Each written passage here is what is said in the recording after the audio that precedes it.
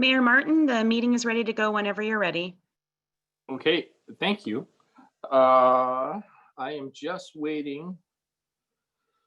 Let's see, we are missing Councillor Day.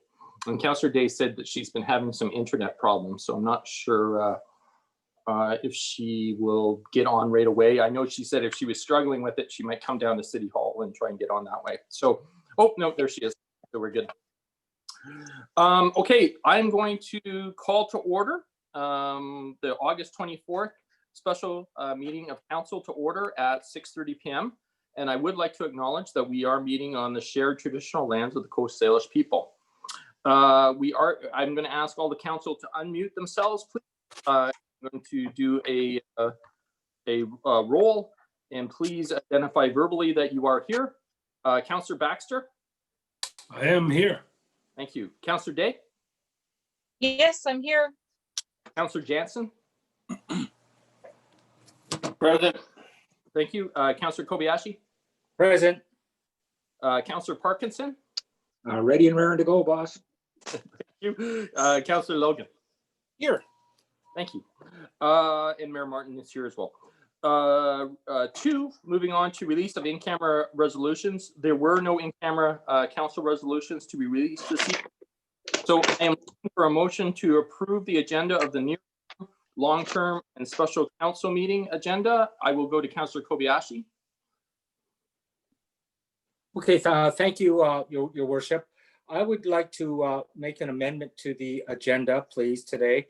The importance of item 9.1 under bylaws, I think is a very critical item that I believe I don't want to be talking about it at 10 o'clock tonight when we're all worn down, and I think it takes fresh minds.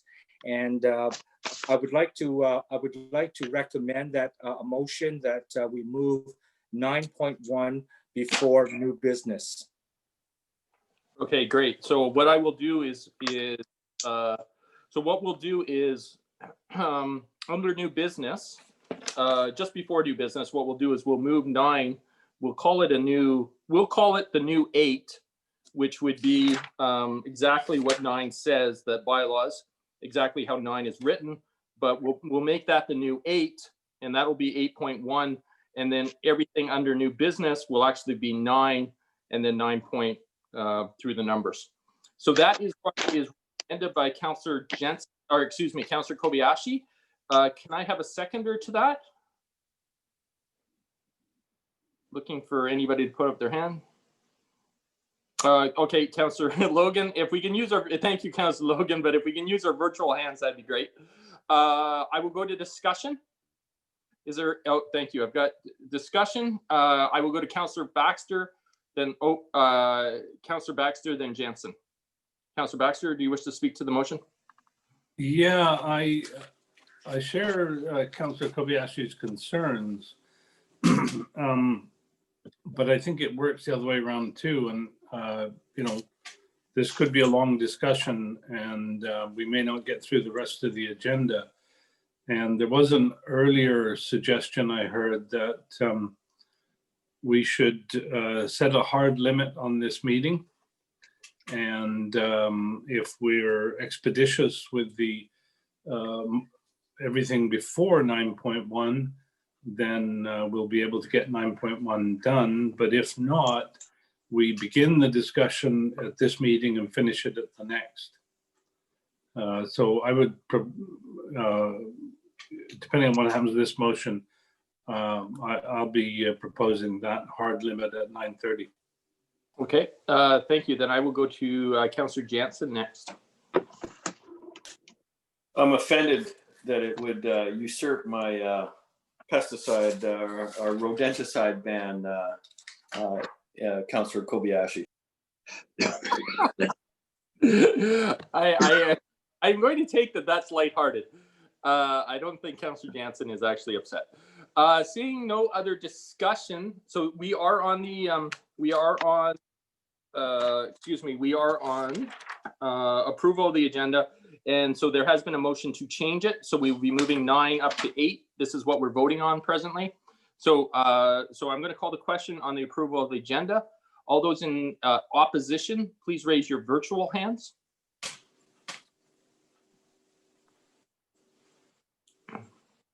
I'm just giving people a moment. There are 4 counselors: Counselor Baxter, Counselor Day, Counselor Parkinson, and Counselor Jansen have opposed this motion. So the motion does not pass. So I will clear people's hands and go to Counselor Baxter. I'd like to propose that we set a hard limit on this meeting at 9:30, whether we finish 9.1 or not. Okay, what I would like to do, Counselor Baxter, is I will come back to you, but I would like to have a motion to approve the agenda first before I go to a hard limit of stop. So, but I will come back to you. So can I have a motion to approve the agenda as in our package in regards to our near-term, long-term, and special council meeting agenda? That has been moved by Counselor Parkinson, seconded by Counselor Jansen. I'm going to clear hands. Is there any discussion on that? Seeing none, I will call the question. All those in opposition, please raise your hands. Nobody opposes. So that motion passes. Excuse me, I will now come to Counselor Baxter for your motion. Okay, so I move that we set a hard limit on this meeting of 9:30 p.m., at which point we stop and any unfinished business will be transferred to the next meeting. Which would be August 31st. Yes. Okay. So do I have a seconder to that motion? Please raise, Counselor Day has seconded that. Discussion? Doesn't look like nobody has raised their, oh, I'm sorry. Counselor Parkinson has asked to speak. Counselor Parkinson? Yeah, I think we have a legislated end time of 10 o'clock, after which time we would need a motion to extend it. I'm not sure the point of bringing it forward half an hour. I know it's I know we're all a little exhausted coming back from summer to a pretty brutal agenda, but I think 10 o'clock is the time I would support. Okay, thank you. Counselor Baxter. The time limit on council meetings used to be 10 o'clock because they started at 7 o'clock. That's 3 hours. So I just added the 3 hours onto 6:30. That's how I came to 9:30. Okay, I'm not seeing any other discussion on this motion, so I will call, oh, excuse me, I do. Counselor Day. Sorry, very briefly, I just wanted to say that it's not just about us, it's also about our public and how late we ask them to go. So I'm supportive. I think these are important decisions for our community, and I just want to be sure that we have sufficient time to do a good job. Okay, thank you. I'm not seeing any other hands, so I'm going to call the question on this motion, which would be dead stop at 9:30. Those in opposition, please raise your hand.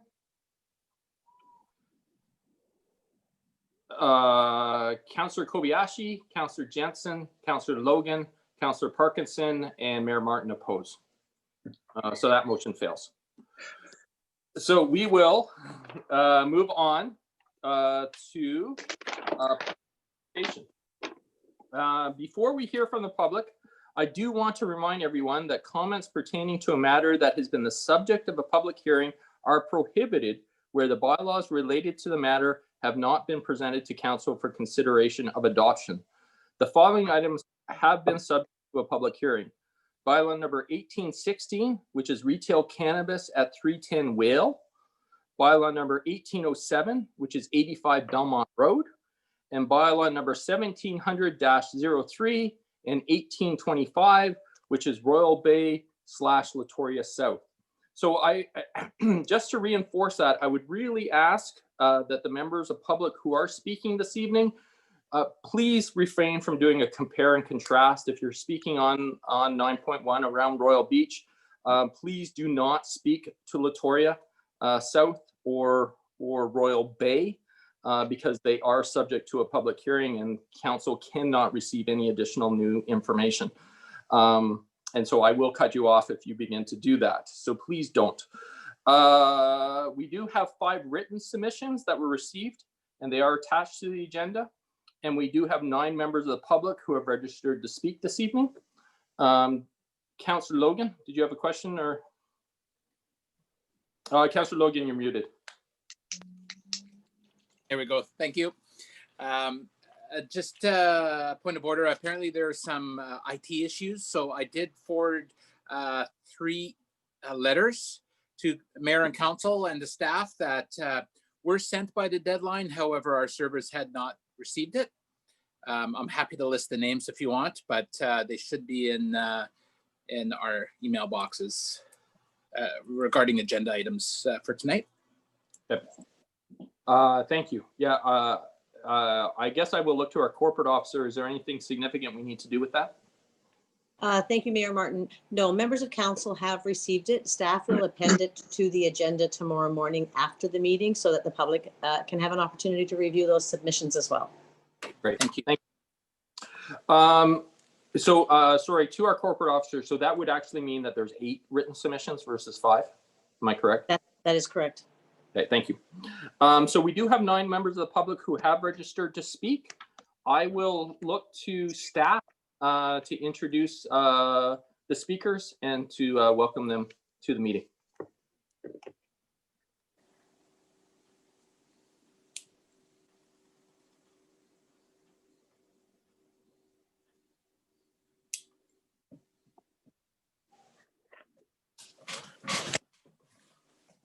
Or is staff expecting that I'm doing this?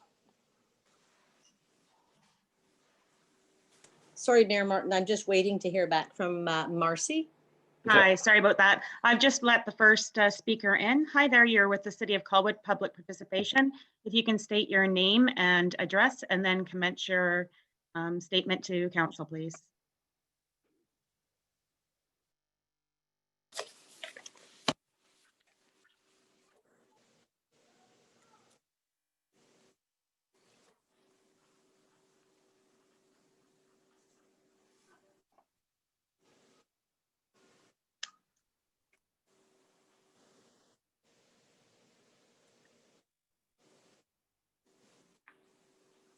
I apologize, the caller's not unmuting right now. Just give me 1 sec. Sure.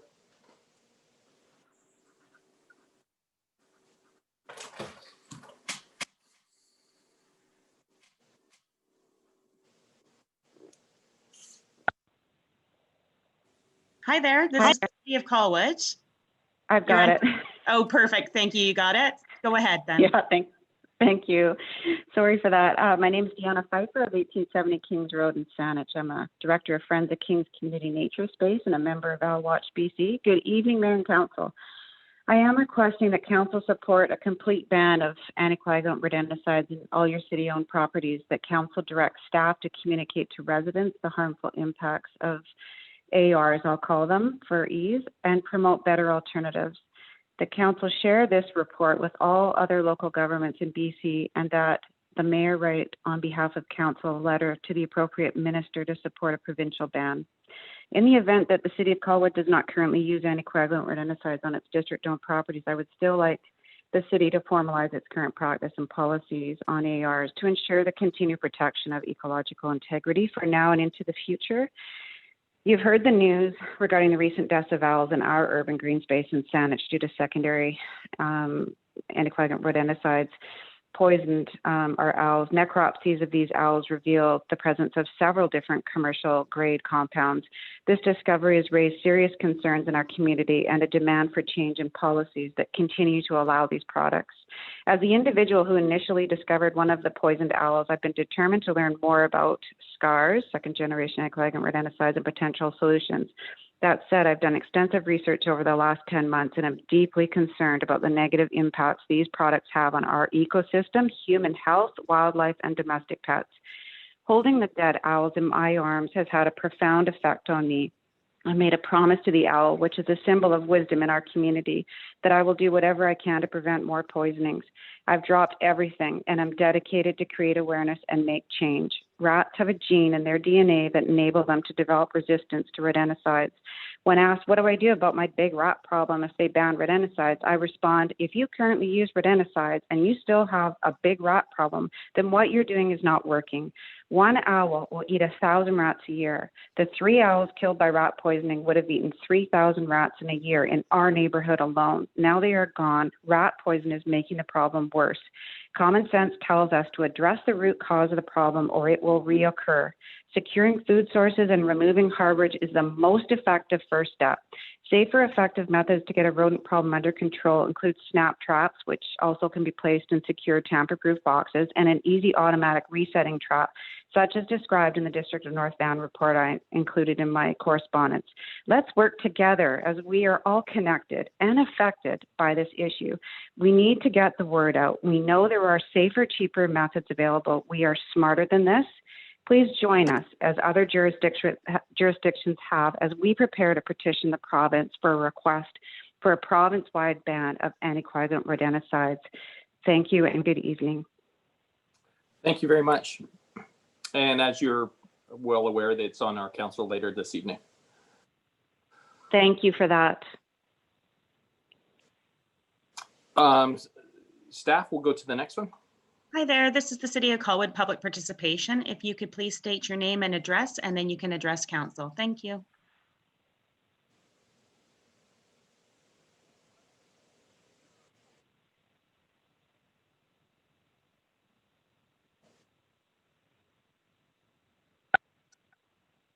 Oh, sorry. Hi I'm there. muted now? Yeah, you're there. Okay. My name is Jennifer Granger, and I live at 372 Kestrel Street. Good evening, Mayor and Council. Welcome back from summer. I just want to say thank you for the time this evening to comment on the bylaws regarding Royal Beach on behalf of the Royal Bay Community Association that has now grown to over 110 members. My comment tonight is going to be brief in advance of the public hearing where more will be provided, and just taking a note that your agenda tonight is very long.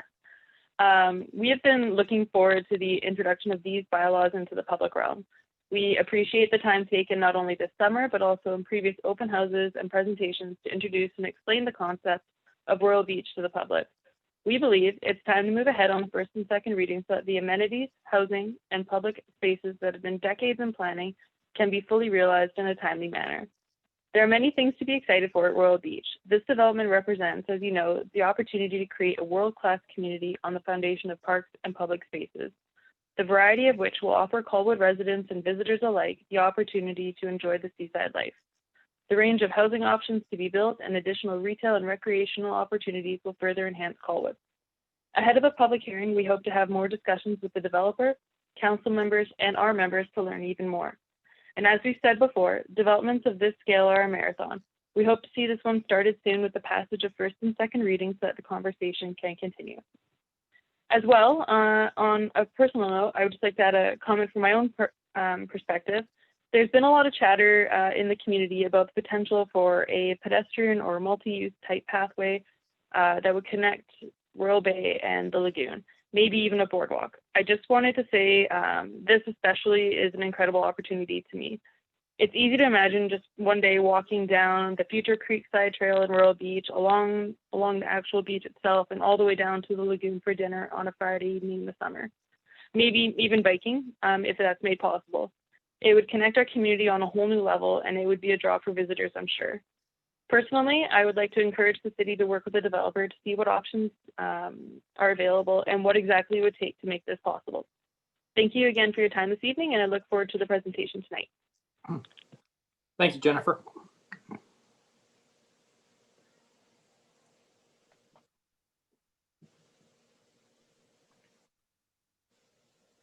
Hi there, you've reached the City of Colwood Public Participation. If you would like to give your name and address, and then you can address council. Thank you.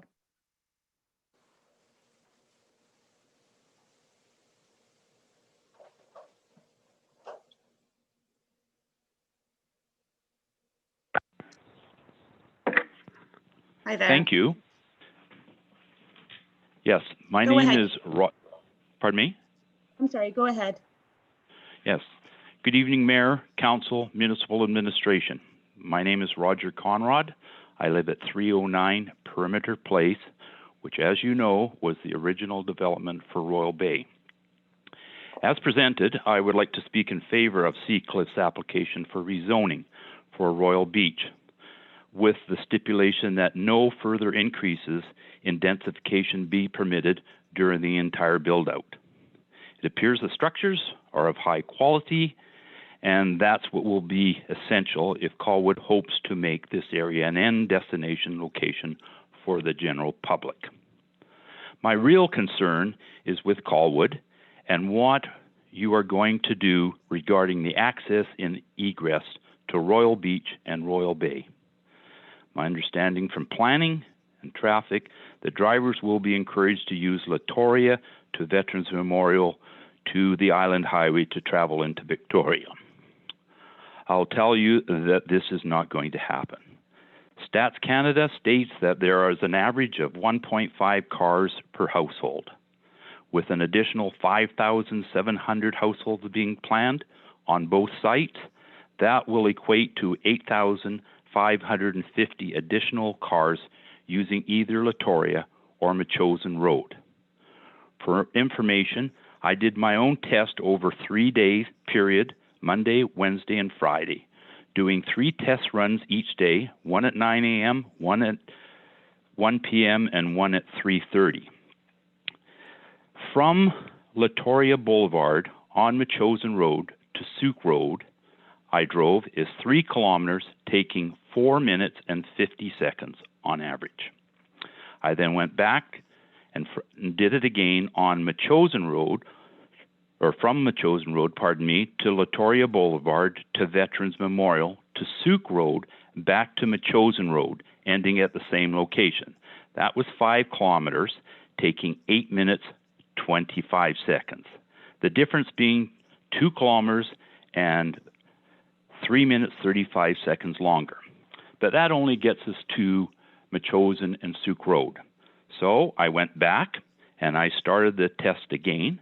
And this time I started at Latoria Boulevard on Machosen Road to Souk Road to the Old Island Highway to the Island Highway to Helmkin Road. That's a distance of 9.6 kilometers, taking 11 minutes, 32 seconds. I then went back, started again. And remember, I'm doing this 3 times, 3 different days of the week. Starting at Machosen Road, I went on to Latoria Boulevard to Veterans Memorial to the Island Highway to Helmkin Road. That route was 13 kilometers, taking 21 minutes, 20 seconds.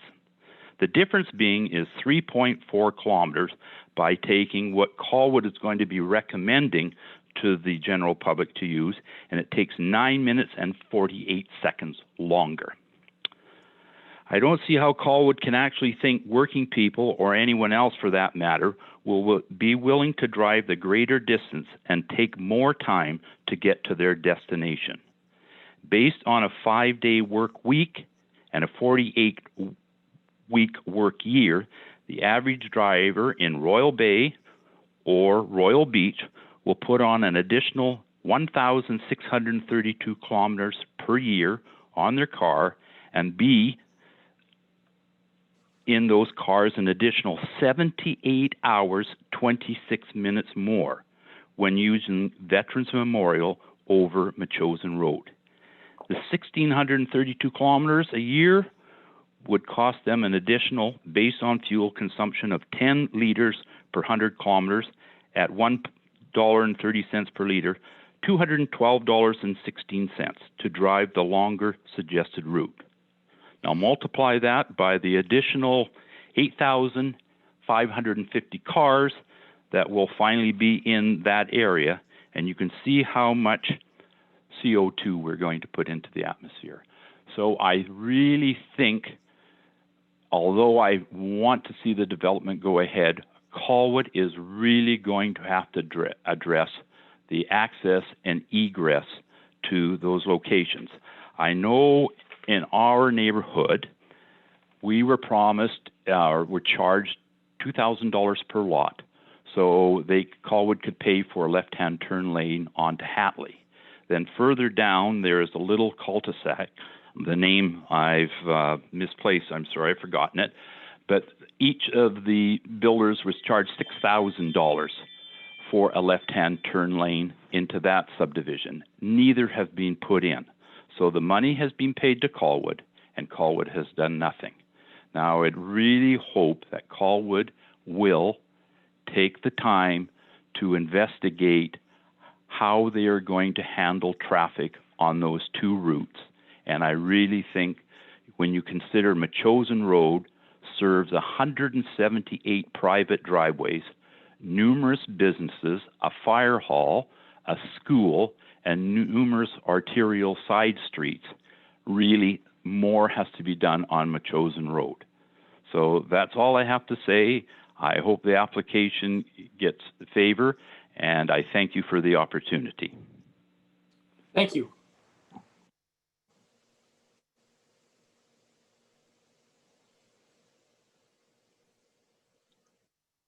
Hi there, you've reached the City of Colwood public participation. If you could please give your name and address, and then you can address council. Thank you. Hello, my name is Spencer Chandra, and I live at 3316 Ocean Boulevard. Thank you. Go ahead. Hi. Thank you. Thank you, Council. You have a busy agenda, so I'll try to be quick. This is regarding what was Council Item 8.9, but I believe it's now Council Item 9.0, West Ocean Boulevard parking. So I'm writing on behalf of the 5 immediate neighbors to the section of Ocean Boulevard that you are currently considering making safer for pedestrians. We are strongly in support of establishing a proper separated walking pathway from cars from the bus stop all the way to at least the stop sign that leads down to, I guess, what you would call the duplex on Lower Ocean Boulevard. We would be in support of continuing the pathway all the way to the end of Lower Ocean Boulevard, but that's not what we are writing about today. We believe it is currently sometimes unsafe for pedestrians dodging between cars, trucks, and motorhomes while cars sometimes speed down Ocean Boulevard. It is not also always accessible, especially for people with mobility issues, strollers, or who use a walking aid. We've seen RVs sometimes park right up against what they call the accessible bus stop, unfortunately blocking access to or from it for people using wheelchairs, walkers, and that kind of thing. The current suggested staff plans, for which we are very grateful we've been heard, before you tonight, we believe only go partway to making it accessible, safe and welcoming, but they fall short as the proposed path in the plan. Either of the two options of the path, they stop about mid-block, leaving people to go back to weaving between cars or walking on the road if the area is crowded. So we're writing to request that the path be continued all the way by moving some of the rocks out that are there currently as they proposed in the plan, and narrowing the very wide shoulder to create the rest of the path until the stop sign.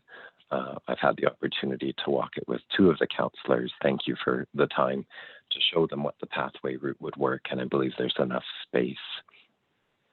So we are asking that if you're going to make it safer for pedestrians and more accessible and inviting on what really is one of the most beautiful walks in a beautiful community, we ask that council vote to complete the job. It really is one of the beautiful walks or rolls in our community, known for incredible places to go. And we hope with item 9.0 that you vote to create an accessible pathway along that section of Ocean Boulevard so that people can enjoy it safely from the washrooms out to the stop sign where it intersects with Lower Ocean Boulevard.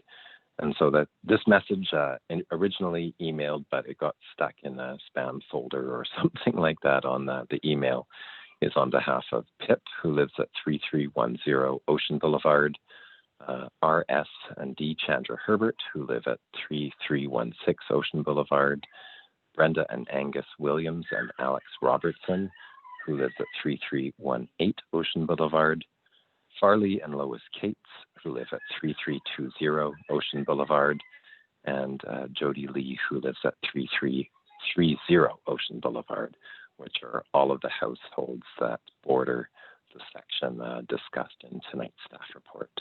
So thank you very much for your time and your service as councillors of our great community of Colwood. Thank you. Thank you. Thank you very much.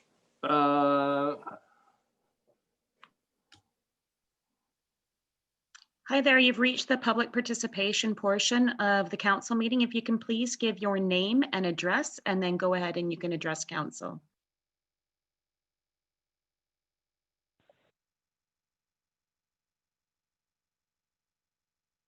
Hello. Hi there, go ahead.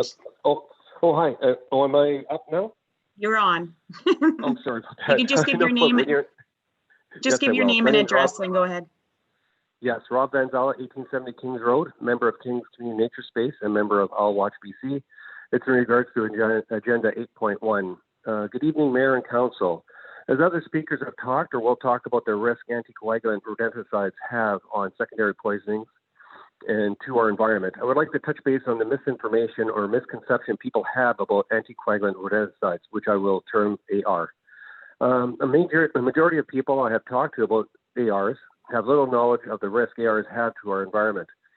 They have been told and have read that ARs pose little risk to nature and to our environment. They state they have heard that the raptors must consume a larger quantity of poisoned prey to have an ill effect on them. In actual fact, the rodent will eat a lethal dose with its first feeding, but doesn't die right away, and it will feed for several days before he either goes back to the den to die or wanders out of the den in a lethargic state, and they will be easy prey for a predator. That includes owls, hawks, crows, raccoons, dogs, and cats. During the time of the poisonings, rats understand something's wrong, and they will copulate as much as he can to produce more offspring. So in actual fact, ARs make matters worse in the long run by increasing rat population. We need to inform people in some way to help them learn to understand that these ARs are high risk for our environment, and to inform them there are other alternatives that are less invasive to our environment. We need to start with the removal of their food sources, such as lids on garbage cans, eliminate entry points, and if there still remains a problem, the use of low-risk alternatives such as snap traps, CO2 traps, or companies that humanely deal with and eliminate the problem without using ARs. The death of our owls and sanics due to toxic levels of rodenticides has had an impact on our community in several ways. We have just learned that another barred owl was found dead yesterday in a park in Oak Bay. But unfortunately, it was put in the trash container. The fellow was totally unaware of what to do with the body and so forth. So awareness is very vital in regards to this. Since these deaths, my wife and I and many others have been very diligent in making people aware of the problem these rodenticides have caused and will cause in the future. Not only should ARs be banned municipally, but also provincially. ARs have been used for decades and will still have a rat problem. It's obviously not working, so other alternatives need to be explored. A new owl has returned to our green space and I encounter people on a daily basis enjoying and watching the owl. Owls are constantly photographed by bird fanatics of Vancouver Island. I make it a point daily to see him and make sure he is okay. He is such a beautiful creature and it would be devastating to see the loss of another owl or any other animal due to rodenticide use. Therefore, I hope Colwood will take steps as other jurisdictions have in banning the use of ARs and having the mayor write to the province for a province-wide ban on ARs. Thank you for your support.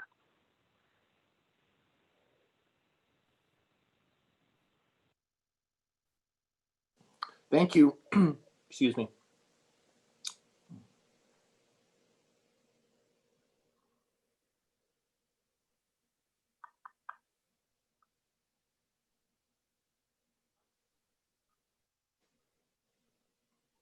Staff?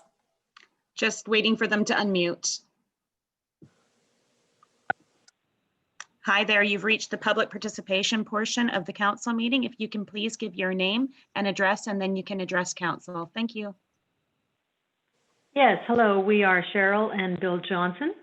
We live at 3489 Ryder Hesdall Way in Colwood. And we are calling simply to voice our support for the Royal Beach project. Excellent. Thank you.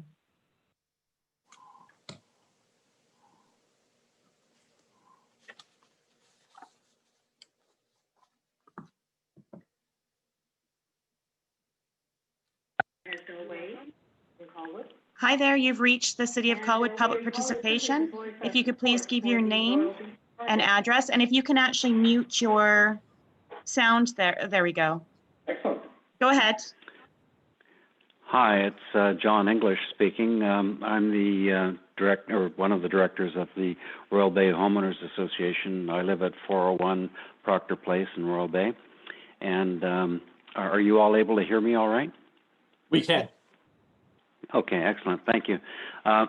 What I'd like to speak to you about is discussions that my neighbors and I have been having about the development plans for Royal Beach. And when many of us have lived here for many years, and we participated in the development of the official community plan for the City of Colwood in 2016-17. And as you know, thousands of hours were invested in community consultation, and tens of thousands of dollars of taxpayers' money were also invested in developing the community plan too. So it has, we believe, given the city and council and staff a mandate on how to direct the development that is to occur. And during the time of development of the OCP, the waterfront lands for the City of Colwood were given a lot of attention because it was recognized that if it's done carefully, and it could generate huge benefits for the city, for its citizens, and for businesses in the city and throughout the region.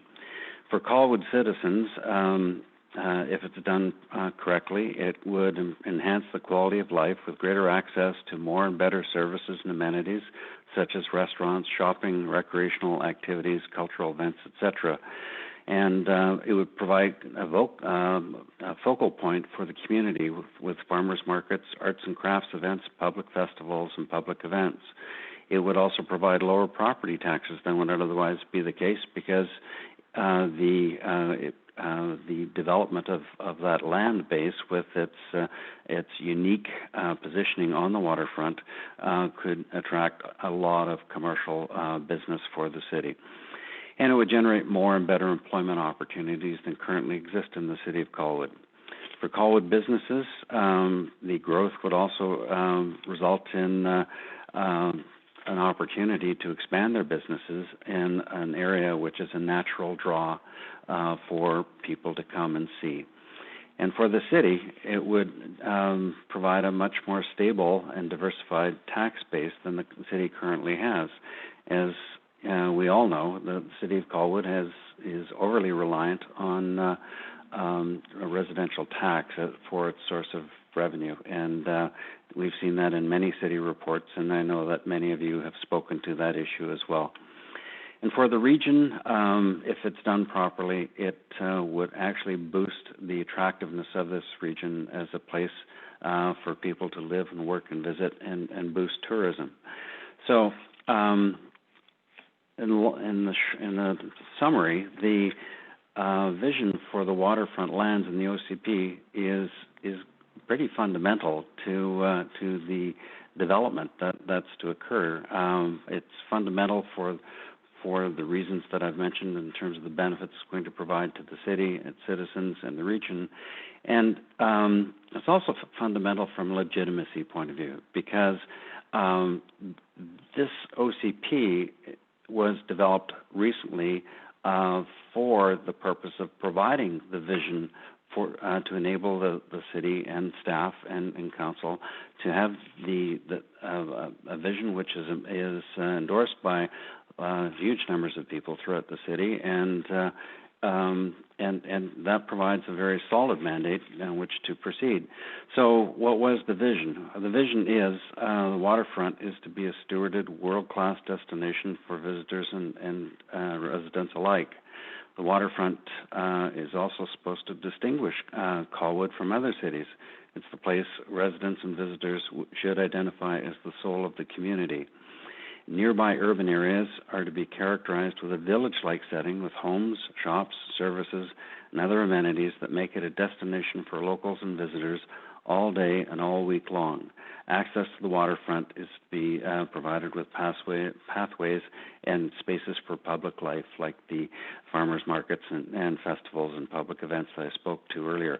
All of these things are mentioned in the OCP, and I've been reading you sections of the OCP. So just to share with you, for those of you that weren't actively involved in the development of the OCP, there were a lot of ideas identified to help with the development, like how would this vision be brought to life on Colwood's waterfront? Well, a public boardwalk and walkway and bicycle pathway running along the entire length of the beach to encourage the public to come and enjoy the ocean was part of the vision. That would be an attraction. A public green space for families to picnic on was to run just between the beach and the public boardwalk bicycle pathway. Restaurants were to be situated along the landward side of the public bicycle pathways with glassed-in patios where the public could enjoy a meal with fabulous ocean views that Colwood could offer. On the inland side of the waterfront restaurants, a large public village square was envisioned to be built to host those farmers markets and festivals and large public celebrations. And the north and south sides of the large village square were to have boutique shops located on ground and second levels. In addition to supporting local artisans, the first and second floors were also to accommodate professional offices, and these premium office spaces would provide much needed local access to professional services and would generate significant commercial tax revenue for the city and good jobs for people that live here in the city. The buildings were also intended to be cantilevered back from the first to second levels, with residential units located on the higher level floors. This would create an open and welcoming visual appearance to the Seaside Village Square and the center of the community. The heights of buildings were to be restricted to 2 to 4 levels, closest to the water and closest to the Seaside Village Square. As buildings moved back and away from the water in the village square, building heights were to be gradually increased to more stories to provide increased residential units. The buildings and streets were to have broad boulevards and flow in an east-west alignment from a chosen road, affording views of the ocean that would invite people driving by to come and visit Colwood Seaside Village. Higher density was intended in the waterfront lands when the new community OCP was developed, but not in the magnitude proposed by Seacliff earlier this year, and definitely not at the expense of making the Royal Bay waterfront lands a world-class citywide regional destination. That was the fundamental purpose under which the entire OCP was drafted. So, with that background, we've endeavored on a couple of occasions to chat with Seacliff, and I must admit it hasn't gone well in either case, either at their open house or in some correspondence that we had. We did offer these observations that we have drawn out of the OCP as a roadmap of how the world-class destination for Colwood's waterfront lands was envisioned to be done. But we also said that we recognize that there's more than one way to deliver a vision. And so we did ask Seacliff if they could describe how they would develop the lands into a world-class destination for not just the people living in the city of Colwood, but for the region as a whole, and to make it a big commercial draw. And we have not, to this day, had something that we consider to be, I guess, a logical explanation. Certainly, packing the Royal Beach lands with 12-story apartment buildings is not going to make it a destination for anybody, and I think we all know that. So this is very important to the city of Colwood, to its citizens, and this is a unique opportunity that really can't be squandered. And so what we would ask the city and council to do is to provide direction to staff to work with the developer and to come back to council and explain exactly how the development plans for those lands and the waterfront lands or the Royal Beach lands, whatever you want to call them, how they're going to be developed, how the development lands are going to be developed in a way which will deliver the vision in the OCP. And the vision in the OCP is to make it a world-class destination for people in Colwood and also for the region. And it's to be a village-like setting with homes, shops, and services and other amenities that make it a destination all day and all week long, with public access to the waterfront through pathways and spaces for public life. So this is essential to the successful development of the waterfront lands in accordance with the OCP. If the lands are not developed in accordance with that fundamental vision, then on what mandate are they being developed? And what is the legitimacy of that mandate? There certainly was a lot of effort and a lot of money and a lot of time put in to develop the OCP, to provide that vision, to guide these kinds of decisions, and to get developers like Seacliff and presumably others that they might invite to join them to do the right thing and develop these lands on Royal Beach in a way which will fulfill the vision in the OCP. It's very important that this happen, and we strongly request that the Mayor and Council direct staff to do this.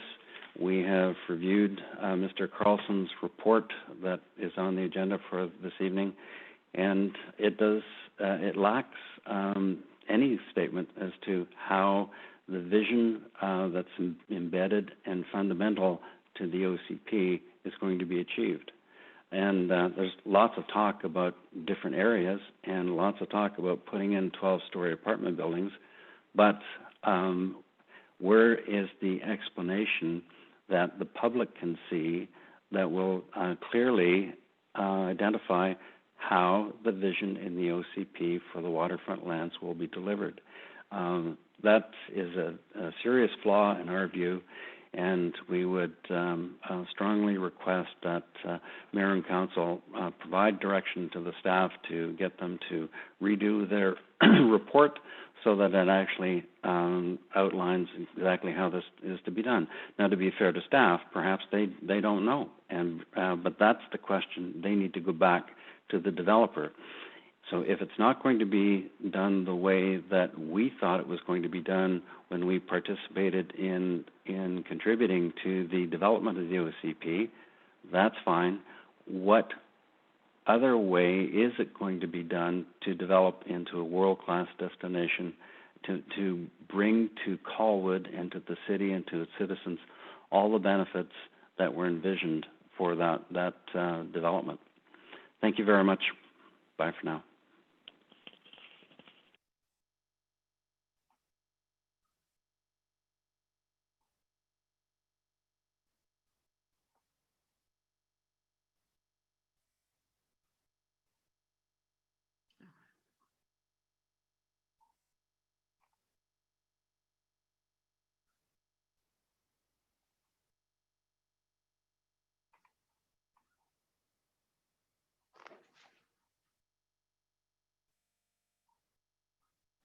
Sorry, I'm just waiting for the caller to unmute.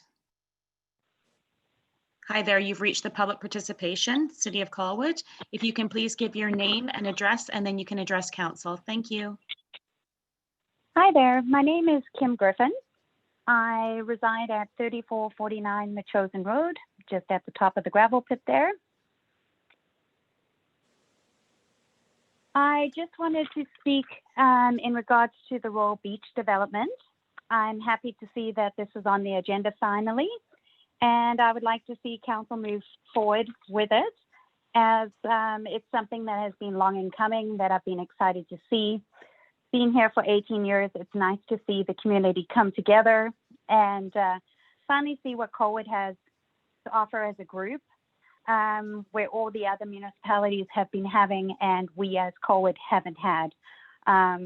We definitely have some of the community come together down on the lagoon, but it's nice to see it branch out into further other areas and seeing the rest of the development take place.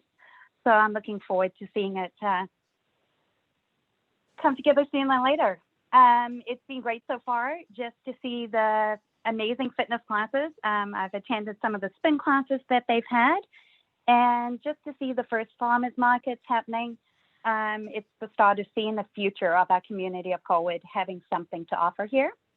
And also I just wanted to just note and mention that I'm looking forward to seeing more of it. The beachfront park itself is great.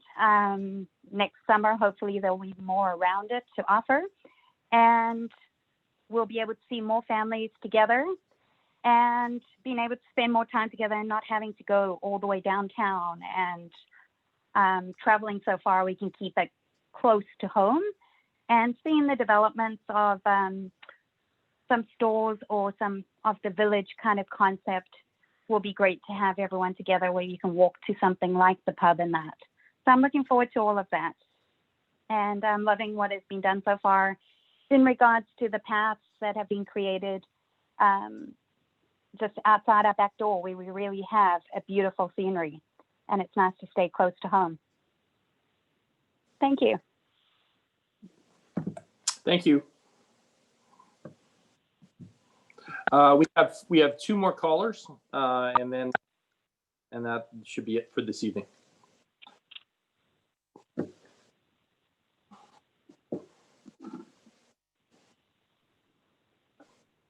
I believe that was the last speaker that we have.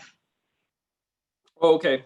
I had just one last time then on my list. I had Bill and Cheryl Johnson, and Megan, and I'm not even going to try and pronounce her last name. I believe it's French. I believe that is the one that we didn't have in there, but everybody else did speak. Okay, great. Thank you. So I can move forward. Go ahead. Okay, excellent. Thank you, everybody, for the public participation who contributed this evening. Council does appreciate hearing community members' opinions.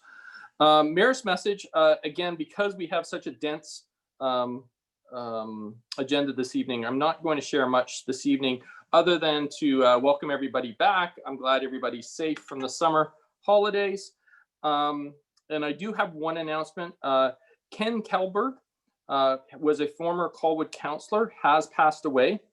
Ken was on council from December 7th, 1987 until December of 1999.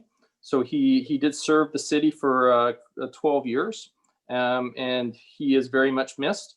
The city did lower its flag for a day in remembering Ken, and the city also sent some flowers to his family, expressing our condolences. Moving on to 6, adoption and receipt of minutes. This is 6.1. This is special council meeting minutes from July 15th. May I have a mover and seconder, please? Moved by Councillor Logan, seconded by Councillor Jansen. Any discussion? Seeing none, I'll call the question. Those in opposition, please raise your hand. Nobody opposes. 7, correspondence. There are no correspondence this evening, needing direction, which brings us right to new business 8.1. This is a notice of motion from Councillor Dean Jensen in regards to the ban of anticoagulatory rodenticides. I don't think I said that correctly, but I'm sure Councillor Jansen will. Councillor Jansen, do you want to motivate? Thank you, Your Worship. Or do you want to make a motion? I will be brief, and I will conclude with a motion. I think we've heard enough about the secondary effects or the unintended consequences from deploying these types of poisons around our homes and in our communities.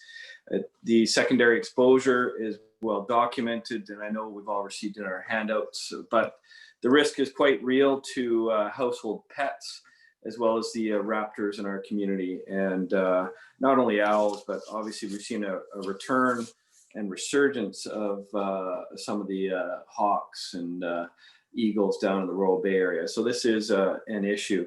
The motion I would like to put forth, and I do see that the motion that's been suggested is asking for a staff report. I would like to accelerate this, Your Worship, and I think that the heavy lifting's been done by neighboring communities, specifically the District of Saanich, and I think we can just move right along to an actual motion. And I would like to hear from staff on this, but I'll propose the motion as follows. It's going to be a three-parter here. The first part, that council directs staff to implement a ban of using these types of rodenticides within our community. The council requests that the mayor, on behalf of council, write to the Premier of British Columbia and appropriate ministers, requesting that the province of British Columbia ban anticoagulant rodenticides, and that council direct staff to communicate to residents and businesses within our community the harmful effects of the anticoagulant rodenticides and to educate them on better alternatives. That's a three-parter here. I think the fourth, as far as sharing it with other municipalities, has been well done throughout the province. I don't think we need to go to that extent. But interestingly, this is in a category of material that is not regulated, or sorry, that is regulated by the province. So we really don't have the authority to outright ban its use within our community, which is why we need to have the wraparound education with our constituents. Over to you, Mr. Mayor. That's my motion, and I'm happy to hear what my peers have to say. Thank you. I have Councillor Logan who has seconded it. And then Councillor Logan, did you wish to discuss at all? Do you have any comments? Councillor Kobayashi, did you have any discussion? Yeah, so I support the motion. Just a quick question though. I can't fathom beyond myself after reading all the materials that they still allow this, the province does. Is there another side of the story that we're not seeing here, Councillor Jensen?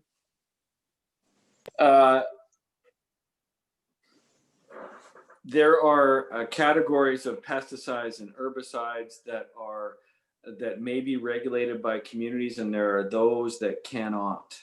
And in speaking with our council peers from the District of Saanich, it really doesn't make a whole lot of sense. But unfortunately, this specific poison is one that's provincially regulated, which a key piece to this is the communication from us as a council that we want the province to review this. And I'm sure it's something that we can bring up at UBCM meetings and what have you, just to keep it on the radar. So I don't have a specific answer for you, Doug, sorry. Okay, thanks a lot. Okay, thank you. I will go to our CAO, Mr. Earl. Thank you, Your Worship. Administration is seeking to better understand the first part of that 3 or 4 part motion. Councillor Jensen. Sorry, specifically, it's a commitment that we will not use this within our community, or sorry, within our properties and buildings, is the intention, Mr. Earl. Okay. Thank you for the clarity. Thank you. Councillor Day, then Baxter.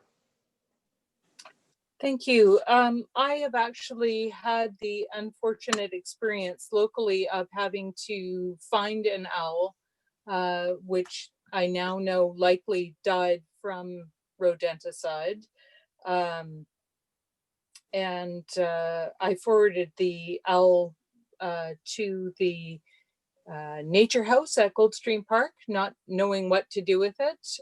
It was found actually close to Colwood, but in Langford by a friend of mine. And I did take the animal to the nature house because I knew that you couldn't just throw them in the garbage. And they did determine that it had died of ill health. And so that is something that is happening right here in our own backyard.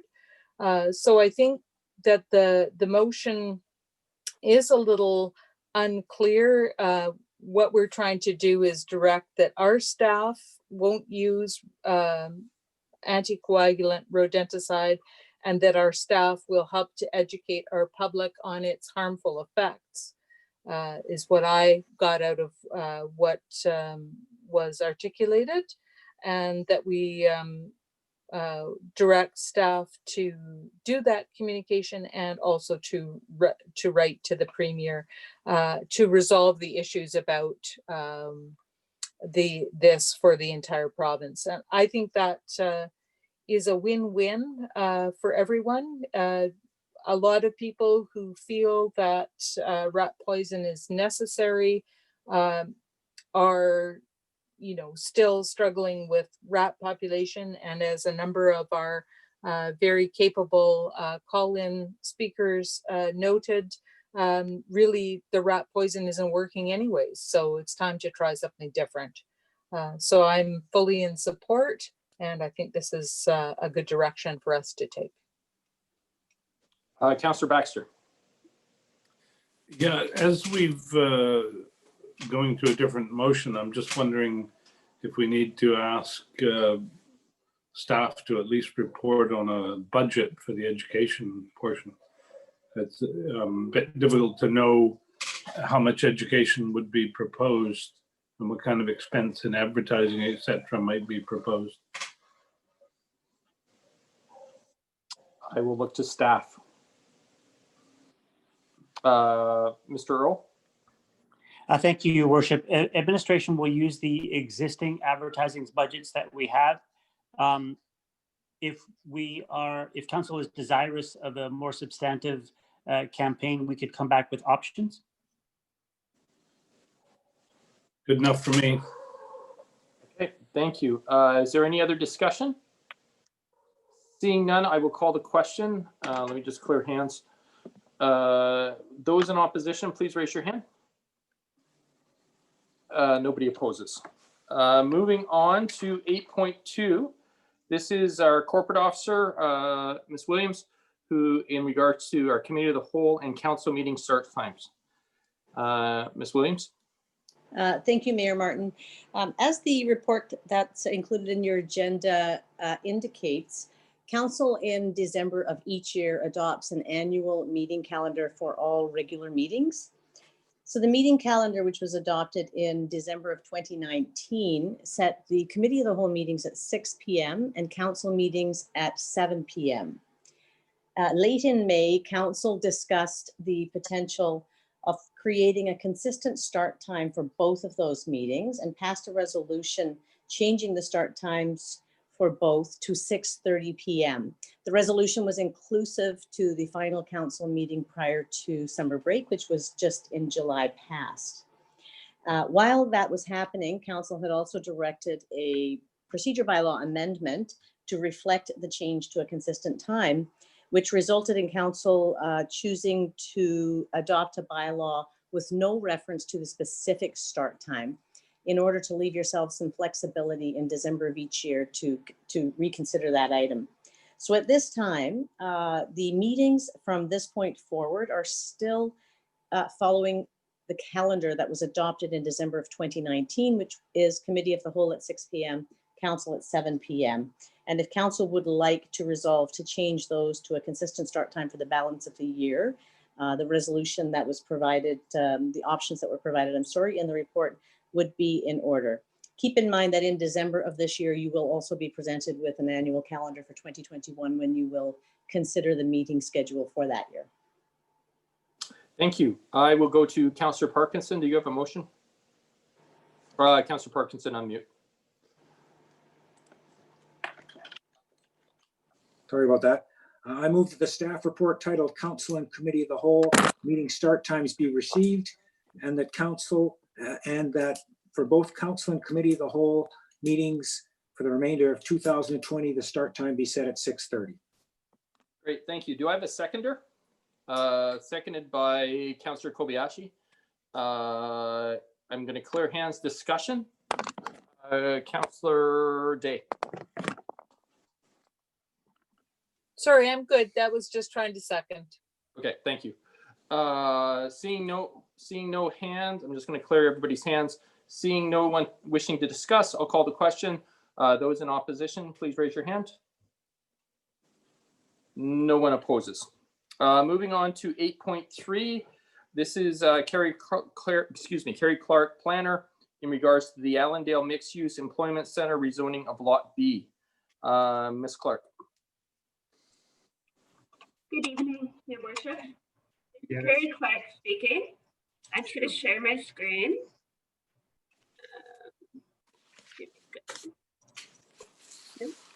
Sorry, wrong one. Don't stop sharing.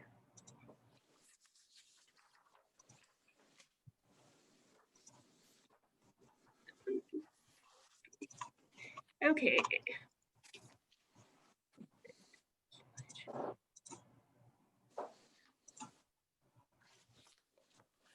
Okay, good evening. This report is for Lot B of the Allendale lands. And the recommendation on the first page of the staff report is that the staff report be received and that the appropriate amendments to the bylaw be prepared. So Lot B is located to the west of Veterans Memorial Parkway and crosses over Allendale Road. This slide shows you the top aerial photo as well as the zoning. So the current zoning is M2, as are the adjacent properties. So the rezoning application is to rezone from the general industrial M2 zone to a mixed use employment center zone. The objective is to permit a commercial and light industrial development. The summary of the land uses proposed are on the last column, and you can see the current land uses in the middle column.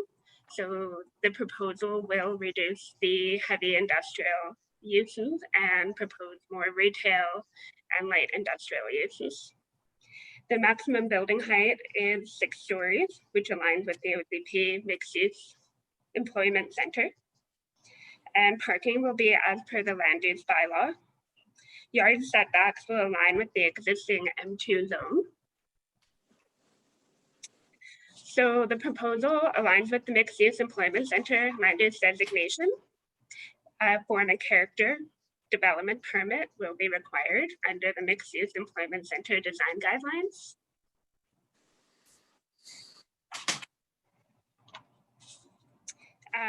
So there's no residential component for this application. So the community amenity contribution and attainable housing policy will not apply.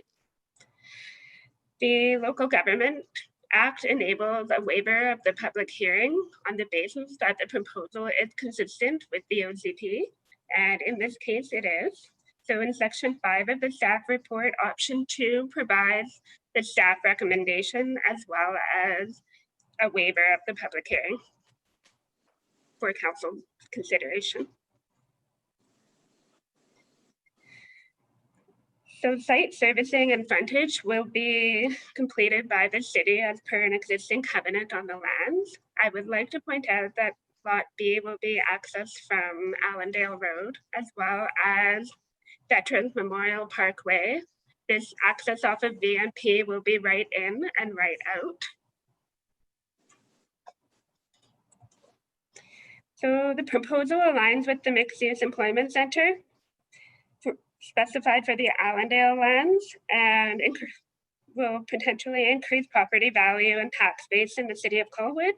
It will support an economic hub with a mix of commercial and light industrial uses. The site may be adequately serviced with the existing networks and the improvements by the city. So a notification sign has been posted on the subject property as per council policy. Prior to public hearing, the notification will be provided to properties within 75 meters. And here just provides the option in section 5 of the staff report for your consideration. And that is the end of my presentation. Thank you. Thank you very much. So council, I would like to look for a motion first, and then we can have discussion in regards to that motion. Councillor Jansen, you had your hand up first. I will move the staff recommendation with the, I'm just trying to find it, the second option, Your Worship, which is absent the public hearing, given its consistency with the OCP. Okay, great. Thank you. I'm going to clear everybody's hands. May I have a seconder to that motion, please? Councillor Logan has seconded it, so I will go to discussion. Councillor Jansen, did you wish to discuss it further?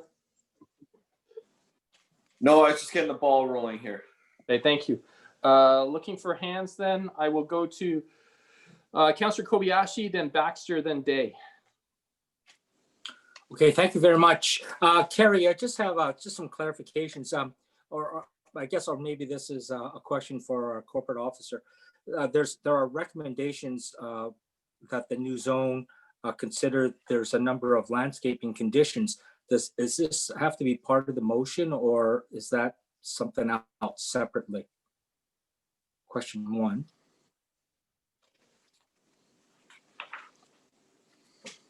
I'm specifically talking page 5 of 6 of the staff report. Yeah, so the landscaping considerations would be included in the new zone.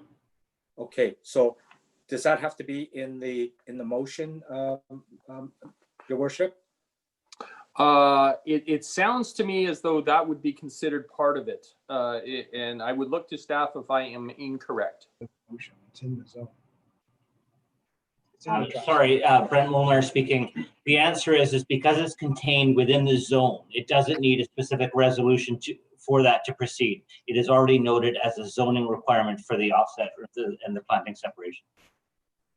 Okay, that answers my question. Thanks. Just wanted that clarification. Thank you. Councillor Baxter.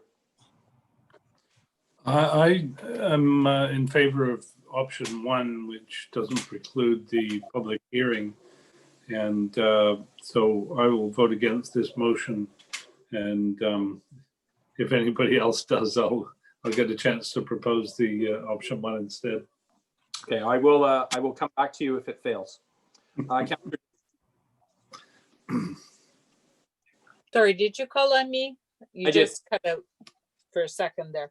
I just wanted to check in, and my concern is also the lack of a public hearing, because despite being consistent with the OCP and I think overall a very good thing for Colwood to be getting some mixed use employment. There are homes adjacent to where a lot of blasting has occurred, and I wouldn't want them to feel that we didn't give them an opportunity to be heard on this matter. Okay, thank you. Sorry, you froze for a moment, Councillor Day, but I'm assuming you were done. I am done, thank you. Okay, thank you. I'm seeing no other hands, so I will, oh, I do see a hand. Councillor Parkinson. No, Sorry about that, Your Worship. I'm still getting retrained after the summer break. I'm with Michael on this one, actually. While I don't think a public hearing is necessary, I'm not sure that now's the time we have to make that decision. If we're waiting for for bylaws to come for first and second reading, we'd be more complete at that time, and we could be more comfortable making the decision to waive the public hearing. So my vote will be to wait until we get those 2 bylaws to make a final decision on whether it needs a public hearing or not. Okay, thank you. I'm seeing no other hands. I'm just going to pause a moment. Seeing no other hands, I will call the question. So this is in relation to Councillor Jansen's motion. So those in opposition, please raise your hands.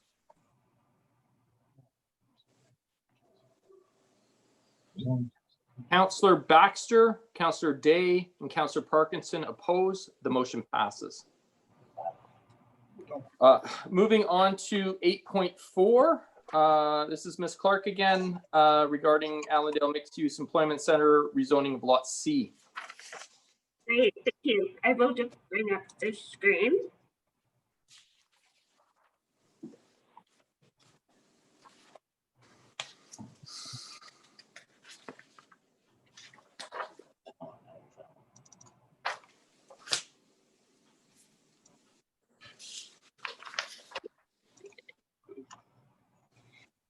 Okay, thank you. This application is for Lot C of the Allendale lands. The recommendation on the front page of the staff report is that the report be received and that the appropriate amendments to the land use bylaw be prepared. And further, that prior to first and second reading of the bylaws, that council receive a report that considers additional regulations between light industrial and residential uses within the mixed use employment center. The site context is on the opposite side of Veterans Memorial Parkway. So we're looking at the eastern side, and the zoning is currently split zone between M2 and R1 as shown in this photo. So the proposal is to rezone from R1 and M2 to a mixed-use employment center, and the objective is to permit a mixed-use residential, commercial, light industrial center. This slide shows table 2 in the staff report, which is the list of permitted uses proposed for the property. The M2 and R1 zones are shown in the middle, and those are the uses. The proposed uses are a range of residential, light industrial, and commercial. The maximum building height is 6 stories, which is in line with the mixed-use employment center and the OCP. The parking is proposed to meet the land use bylaw requirements, with an additional space recommended for live work studios. So live work studios will meet the commercial requirement +1 for the residential requirement. Additional consideration for apartments and townhouses is recommended to address the compatibility of the uses with light industrial uses. Live work studios associated with commercial and light industrial uses are proposed, and these additional regulations are required to ensure the residence is located above the ground floor and has a separate entrance. And so the proposal aligns with the mixed-use employment center land use designation in the OCP. A form and character will also be required. So in this case, community and amenity contributions and attainable housing policy will not apply to commercial and light industrial uses. However, it will be required for apartment and townhouse uses. Details are proposed to be included within another report prior to first and second reading if these uses are desired. And similar to Lot B, a provision to waive the public hearing is provided in section 5 of the staff report, which is option 2. Site servicing and frontage will be completed by the city as per the existing covenant on the lands. Access for Lot C is proposed to be from Allendale Road and Wildcat Trail. So the proposal aligns with the OCP. It will increase property value and tax base in the city of Colwood. It will support an economic hub with a mix of commercial, light industrial, and live work residential uses. The site may be adequately serviced with the existing network and improvements. And an additional report is forthcoming for apartments and attached housing. So again, a notification sign has been posted on the subject property as per council policy. Prior to public hearing, notification will be provided to properties within 75 meters. And this slide provides you the options that are in section 5 of the staff report. And that is my presentation. Thank you.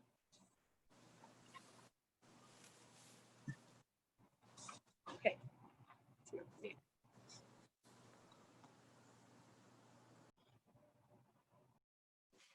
Sorry, I'm talking away and it's like, why is nobody listening? It's because I was muted. My apologies. Councillor Logan is first on the list.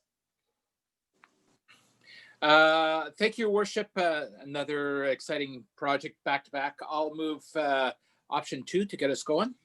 Thank you. I'm going to clear hands because I have several people who have raised their hands. Do I have a seconder to that, please? It has been seconded by Councillor Jansen. So I will clear hands again. Discussion, I will go to Councillor Logan first, if he wishes to discuss it all.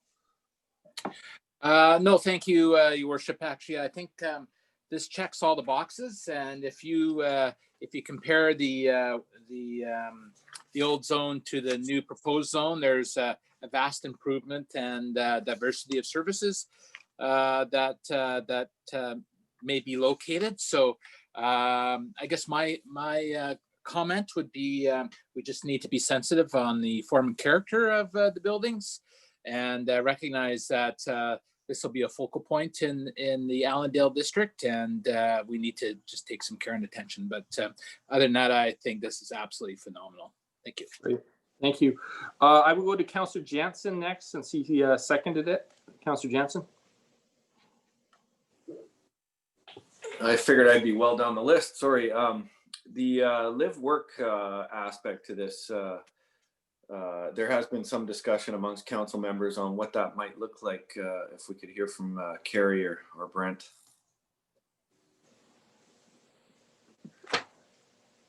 Sorry, Councillor Jensen, would you mind repeating that? We had papers flying around in here. We've got 3 of us in here madly shuffling. My apologies.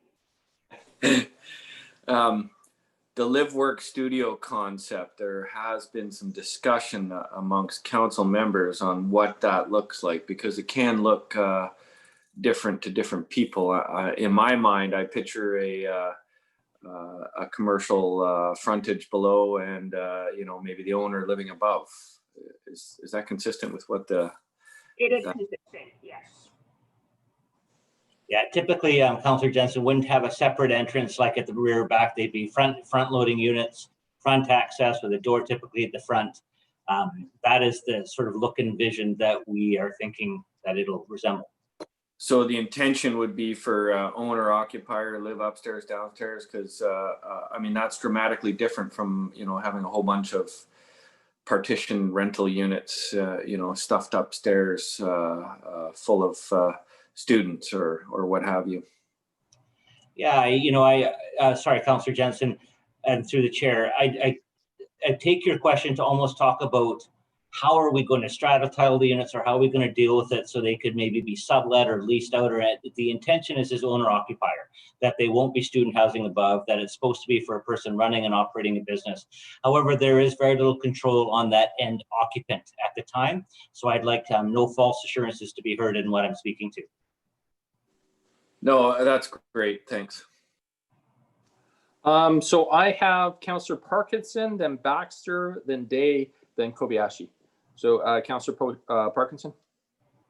Thank you, Your Worship. There's a lot of good things about this proposal, and like the rest of you, I'm pretty excited to see things starting to happen on the Allendale lands. But I'm quite concerned about the request for residential, both the live work and also just the apartment designation that's being requested here. I think that could be the slippery slope as we get more residential in Allendale and less of the commercial industrial that we think, based on their OCP and zoning, that's the intent. Once we crack open the door, it's going to be hard to close it. So absolutely couldn't support going forward without a public hearing on this one with the residential components in there. I would need myself some convincing that there was a rationale to convert what we see as being sort of the industrial heart of our community to just residential, when we have plenty of residential opportunities already within the community. So I'm going to vote against this motion. Quite happy to see it move to first and second reading, and to look for the report on how these uses may interact with each other, but I won't be supporting the motion as it now stands. Okay, I will come back to you, Councillor Parkinson, if this motion fails. Thank you. Motion. Happy to. Councillor Baxter. Yeah, the proposed uses of apartments and detached housing are starred here. And I'm not sure why they starred on the list, but they seem quite incompatible with the intentions for this property and for most of the pit in general. Could staff speak to that?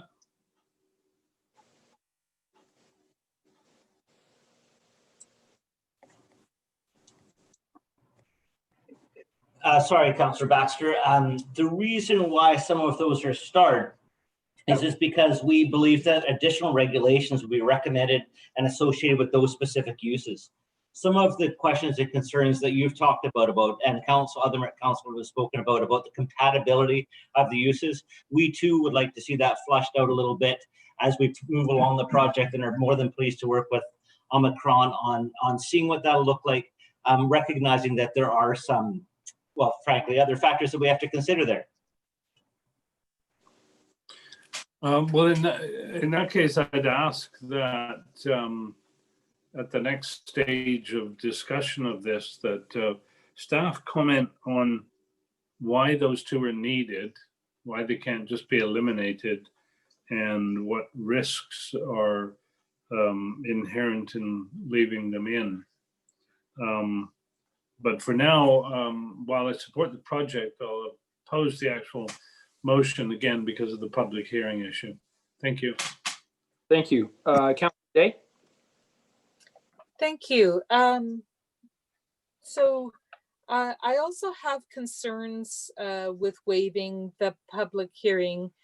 There is a lot of existing residential development surrounding that area.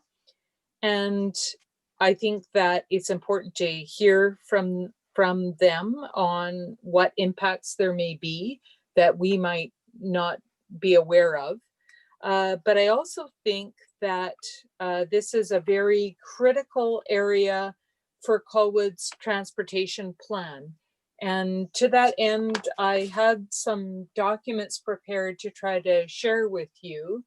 I have only got them on my laptop, so I'm not sure if I can share this picture with you from my laptop. It's just from our transportation plan, and it shows Latoria Road to Souk Road, BMP, Wishart, and it identifies why I have a concern. So is it possible, can staff allow me to share from my computer screen?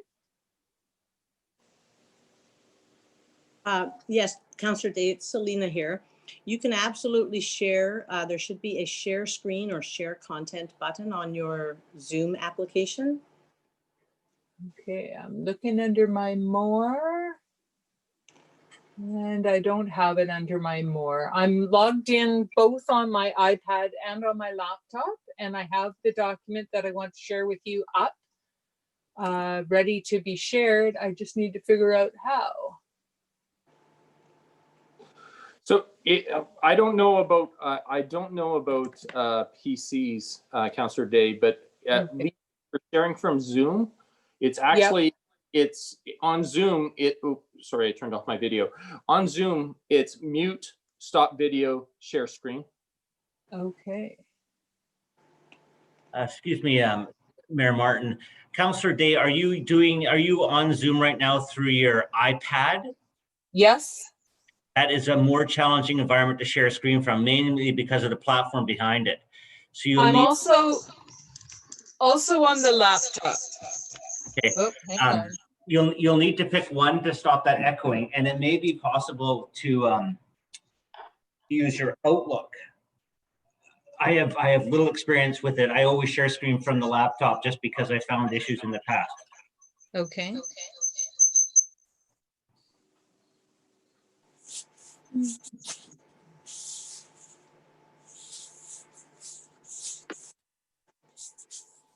Maybe what we'll do, Councillor Day, is I will come back to you. I'll let you try and figure out how to share the screen, and if it gets going, then I'll stop Councillor Kobayashi and we'll come back to you. But what I'll do is have Councillor Kobayashi comment while you're trying to do that, and we'll come back.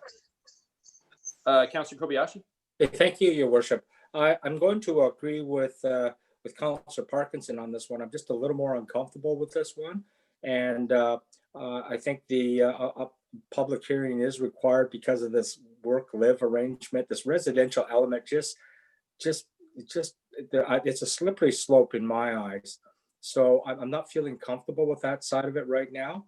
I'm sure there's more that's going to be shared. But my second question is just for my own education right now.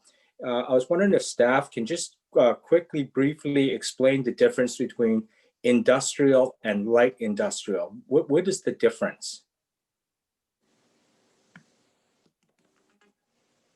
Difference between heavy and light industrial is under the current zoning, which is more general industrial, allows for gravel pits, gas stations, manufacturing. Okay. Where the light industrial is more softer. Business park use. So, for example, I'll give you an example. If I have a company that wanted to come in and manufacture N95 masks and protective gear, is that considered industrial or light industrial, for example? Light industrial. Okay. So I'm starting to understand the difference. So the manufacturing you're talking is heavy industrial then, basically, correct? Correct. Okay. Thank you very much. Great. Thank you. Councillor Day, we are now seeing your screen, which is your desktop. So we're seeing basically your 2020 IC meeting. There you go.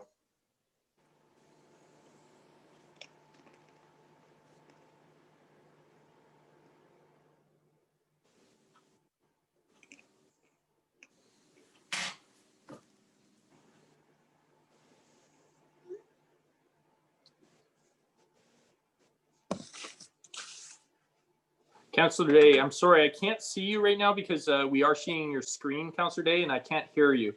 So if you There, could... I just unmuted. Sorry, I'm trying to get it. I can see it on my laptop, but you're just seeing my let's see if that comes now.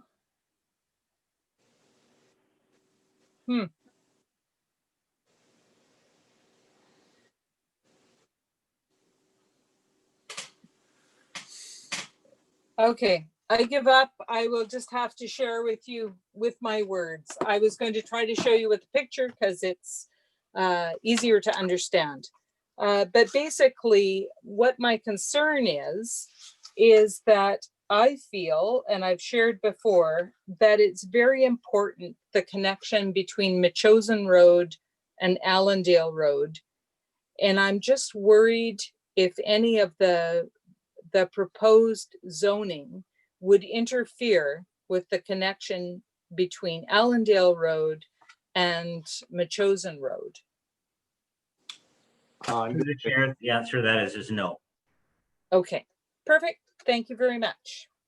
The reason that I share that is we have a number of projects that are putting, I guess the best way to describe it is there's more density than what we had contemplated before. And as we heard from one of our call-in public speakers earlier tonight, there are some major issues in terms of directing traffic to Latoria Road, because it's farther, takes longer to get to destinations, but also because of capacity issues on Latoria Road. And I did have the documents to back that up to share with you.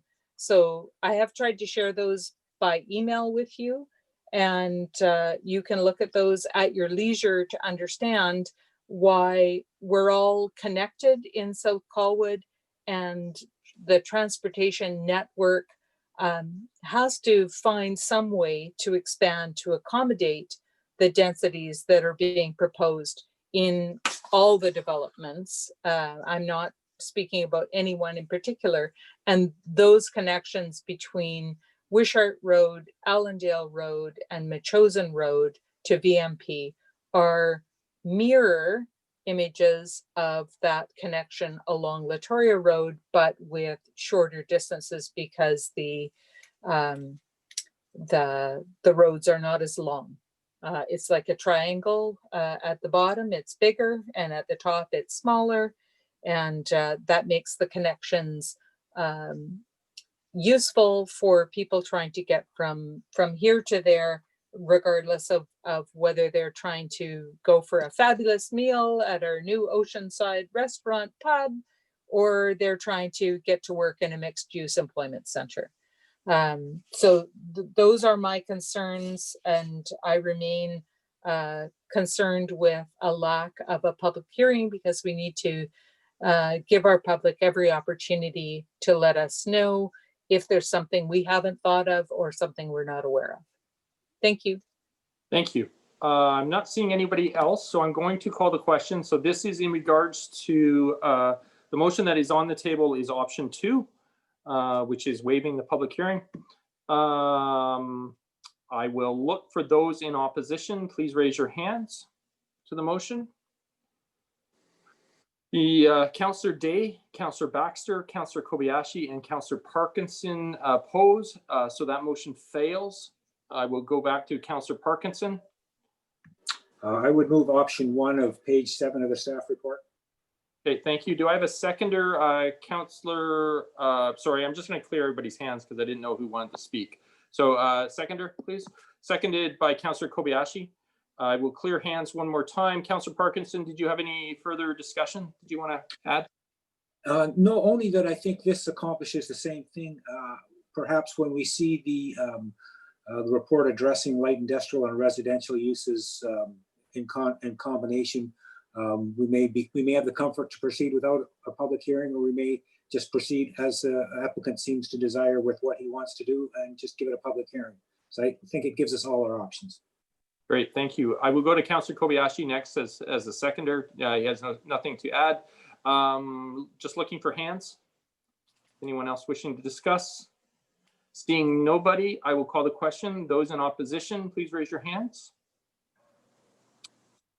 Nobody opposes. Moving on to 8.5. This is Richard Buchan, planning technician, 255 Caspian Drive. This is a zoning text amendment.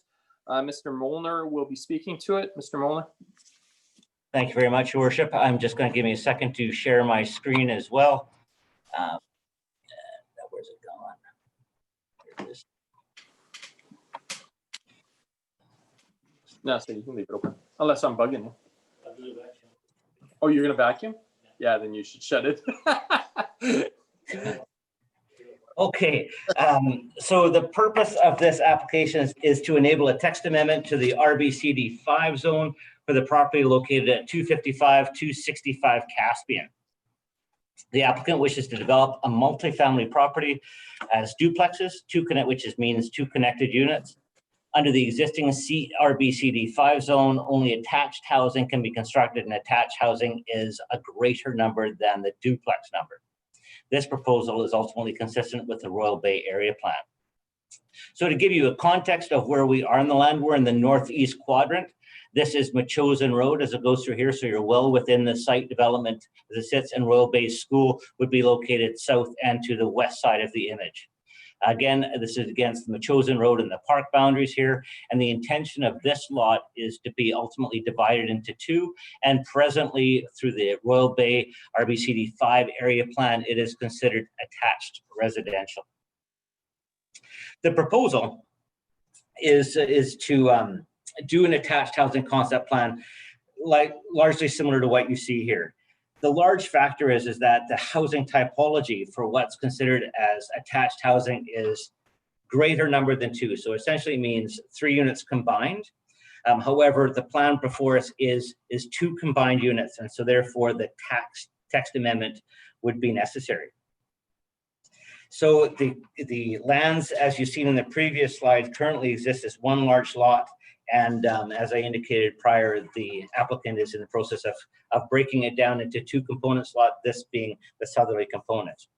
So this is an alternative to townhouses, and as considered in other Royal Bay Area and considered in the RBCD 5 zone, a diversity of housing stock is a goal. And this is a type of housing that duplex form has been realized elsewhere, but this contained on one lot hasn't been considered before. So the applicant is requesting that council consider a text amendment to the RBCD5 zone to remove the 2 dwelling unit limit per zone development regulation so that multiple duplexes can be constructed within one lot, namely 255 Caspian Drive.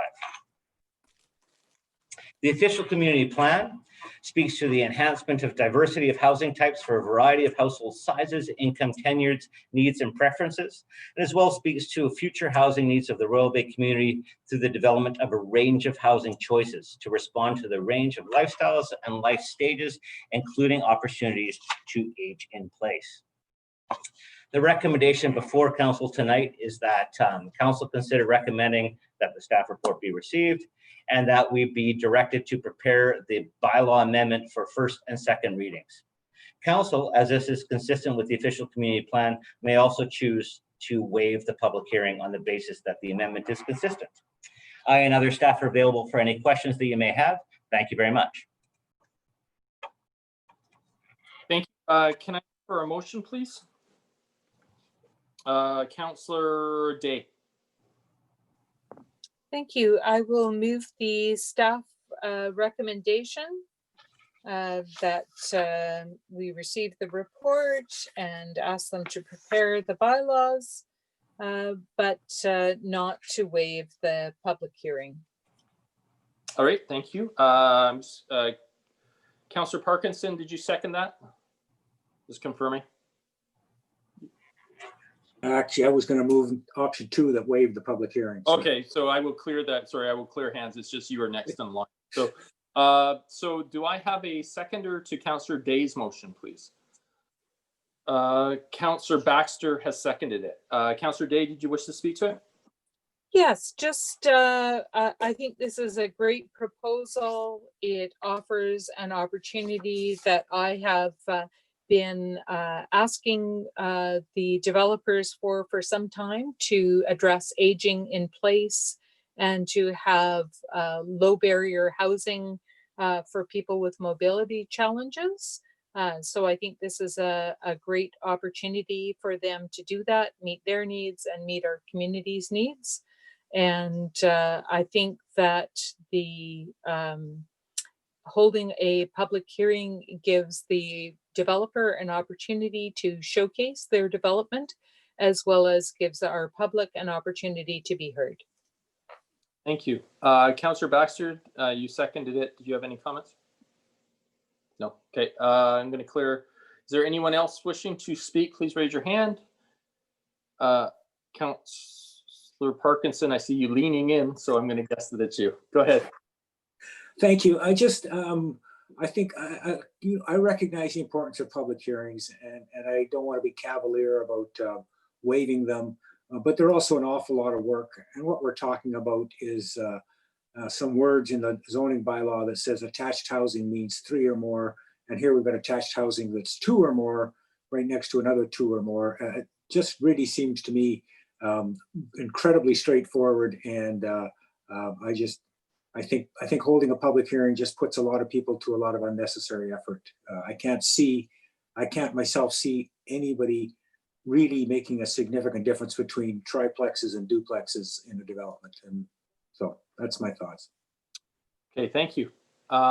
Seeing no other comments, I will call the question then. Those in opposition to the motion? We have Councillor Kobayashi, Councillor Parkinson, Councillor Jansen, Councillor Logan oppose. So that motion fails. So I will clear hands and go to, is there, somebody, Councillor Jansen, would you like to make a motion? I'll move the alternative recommendation from staff that foregoes the public hearing. Okay, thank you. Councillor Logan has seconded that. I will clear hands. Councillor Jansen, did you wish to comment on your motion? No. Councillor Logan, did you wish to? I'm looking, anyone else on council? Seeing none, I will call the question. Those in opposition, please raise your hand. Nobody opposes. Moving on to 8.6. Oh, this road, I can never say this road.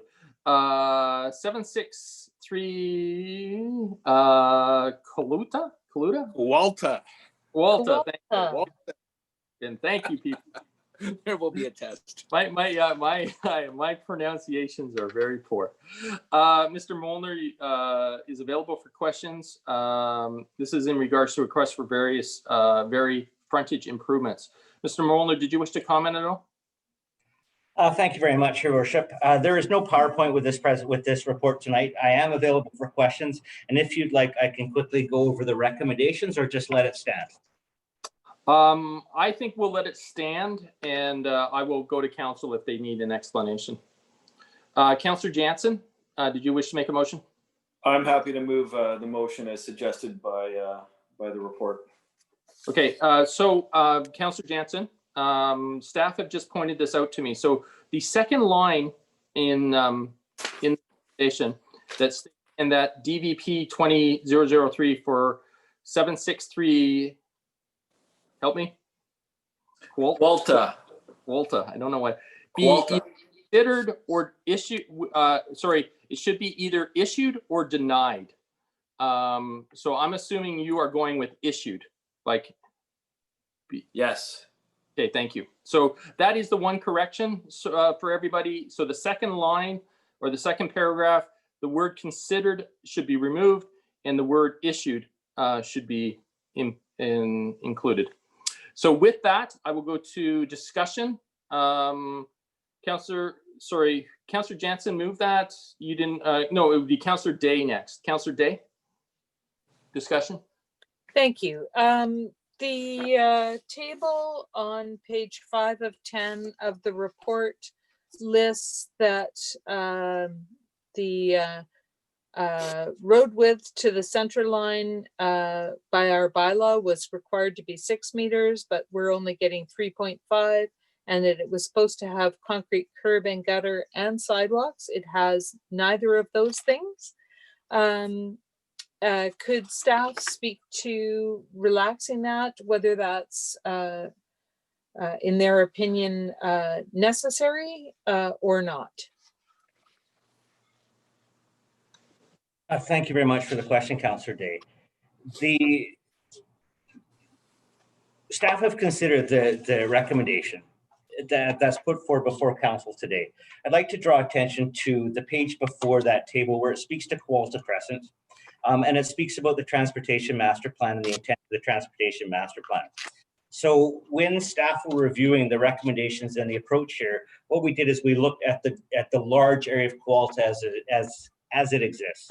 And we were all aware of the comment, sidewalk to nowhere, curb to nowhere. And generally, staff were only in favor of a variance for a standard that's being brought about or reinforced by the Transportation Master Plan when the connectivity goals are so great that the addition of this frontage may not provide a benefit to the community as it stands today. So I don't wish to disregard the Transportation Master Plan and its statements about Qualta Crescent, nor do I wish to disregard the overall intent of connectivity. So I'll instead flip to the use and functionability of the center line and the width of the road as it sits at 3.5 meters, which is the dimension of a lane line. That is typically enough for the volume of roads here to accommodate cyclists. Pedestrians, however, would have to walk on the road surface. By being a preferred active transportation route, it does mean that we wish to improve the pedestrian connectivity, but because of the grade of the road here, cyclists may be well accommodated within the road framework at 3.5 meters. That's the reason for the recommendation that you have before us and the support that staff have raised and tabled in the report. Thank you. It's basically just because it's a less used road than the Transportation Master Plan might have contemplated, that you think that's not necessary to enforce?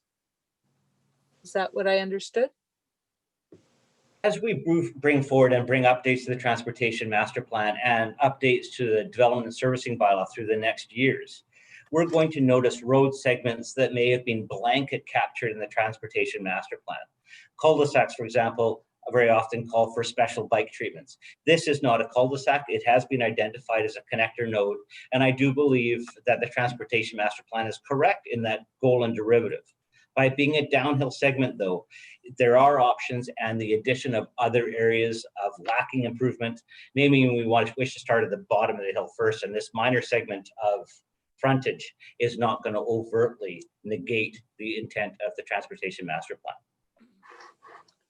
Great. So there's also a note in the report at the bottom of page 133 that council could direct staff to obtain a cash in lieu for any portion of the works on Qualta Crescent, so that infrastructure works like a sidewalk can be timed for when there is a connection.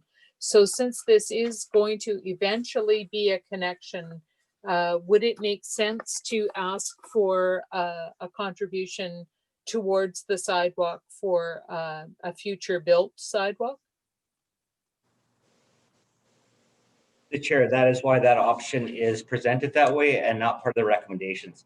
It would be an item of discussion. Cash in lieu tends to depreciate with the cost of inflation every year. And so staff look for clean resolutions here. Okay. So I would like to amend the motion to include that we request a cash in lieu contribution towards the future sidewalk.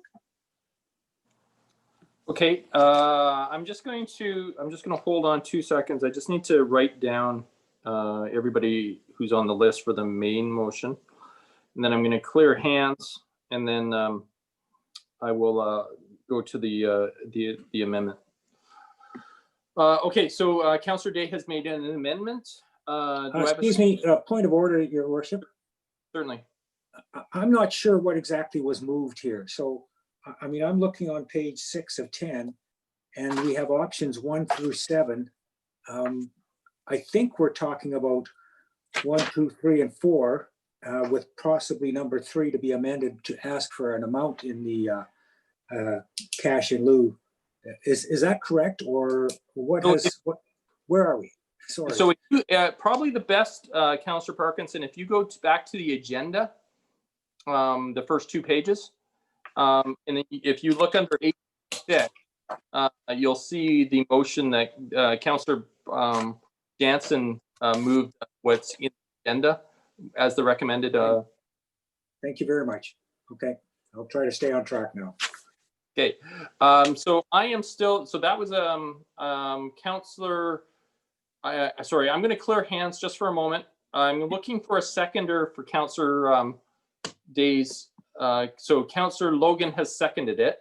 So I'm going to clear hands again. So we are now in a new discussion. So this new discussion is on just the amendment from Councillor Day. Councillor Day, do you have any other further comments before I move on to other? Just that it's in addition to the 3 parts to the motion as on page 5 of our agenda. Right, thank you. I'm going to look to our CAO, Mr. Earl. Thank you, Your Worship. Just seeking clarity, is Councillor Day's amendment with respect to a sidewalk contribution for Qualta Crescent or Qualta Crescent and Sewell Close? Qualta Crescent. Thank you. Thank you. Okay, is there any other discussion in regards to the amendment? In regards to the amendment, Councillor Parkinson, then Kobayashi. Are we going to stick a number to this? I mean, I see the number of $45,000 as being the value of the works that we're waiving. Is that the number we're looking at to be asked? And again, the report talks about the general amenity fund, and then now we're talking about a sidewalk fund, but probably doesn't matter too much. But is that, we should put a number on this, shouldn't we? Mr. Mayor, may I clarify? May.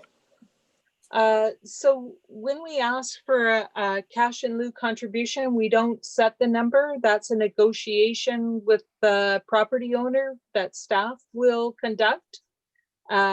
So there is I guess it's based on that we would assume that the number would be less than the 45,000 that was estimated.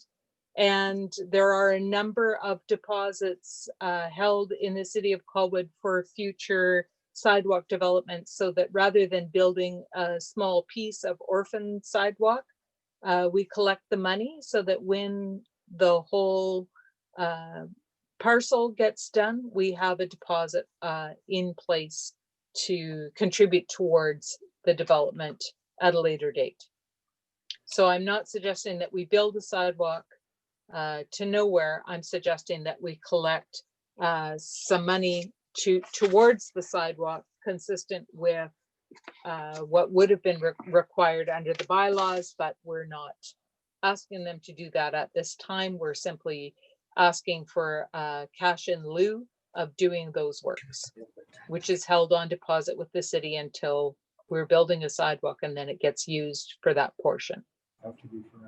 I will go to Mr. Molnar next. Mr. Molnar. Thank you. Through the chair, this is one of those frankly confusing things. If the item is varied, it's varied from the bylaw.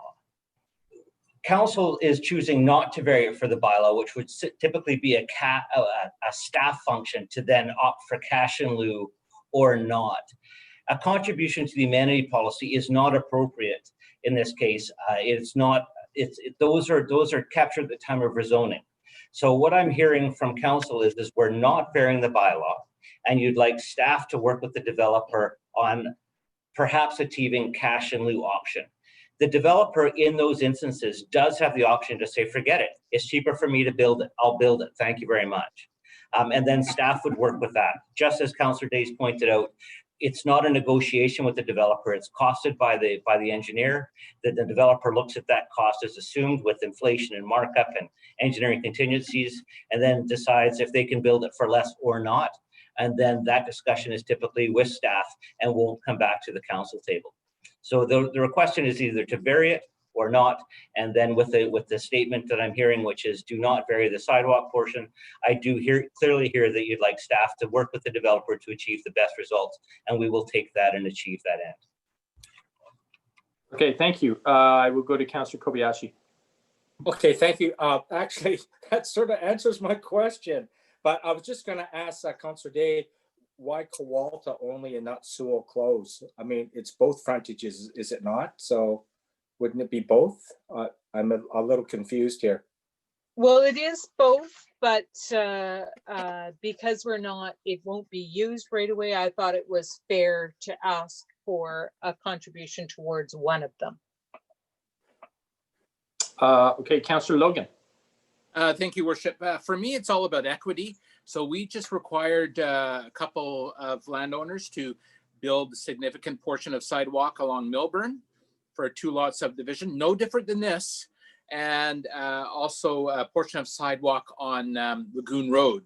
Again, subdividing a lot for one additional lot. So, you know, I don't think someone should not have to pay based on location. So it's about equity, and you know, I hear you, Councillor Kobayashi, and it made me think about that a lot on Milburn and Anchorage, I think it was, and I think we did. That was a good point. Thank you for reminding me. We just required on Milburn the frontage improvement. So I will be supporting the amendment. Thank you. Thank you, Councillor Baxter. Oh, Councillor Baxter, on mute. First time tonight for me. I have a question for staff. On the drawings I've seen, it looks as if the Sewell Close road right away goes right through to meet Kowalta. Is that the case? Sorry for the delay there. Yeah, the Sewell Close, there's a little portion of unopened right-of-way there that'll be taken advantage by the developer. And the road is at a grade greater than 20, or that access roadway, and the road dedication is at a grade greater than 20%. Hence why staff is looking, we can well purpose it as a pedestrian way, and we can use it as a service corridor, but it would be a little steep for a roadway section. We are looking to advance the sewer up closer to Beck's Hill, though, through this application on that. Sorry, you're looking to advance what, closer to Bexhill? The sewer.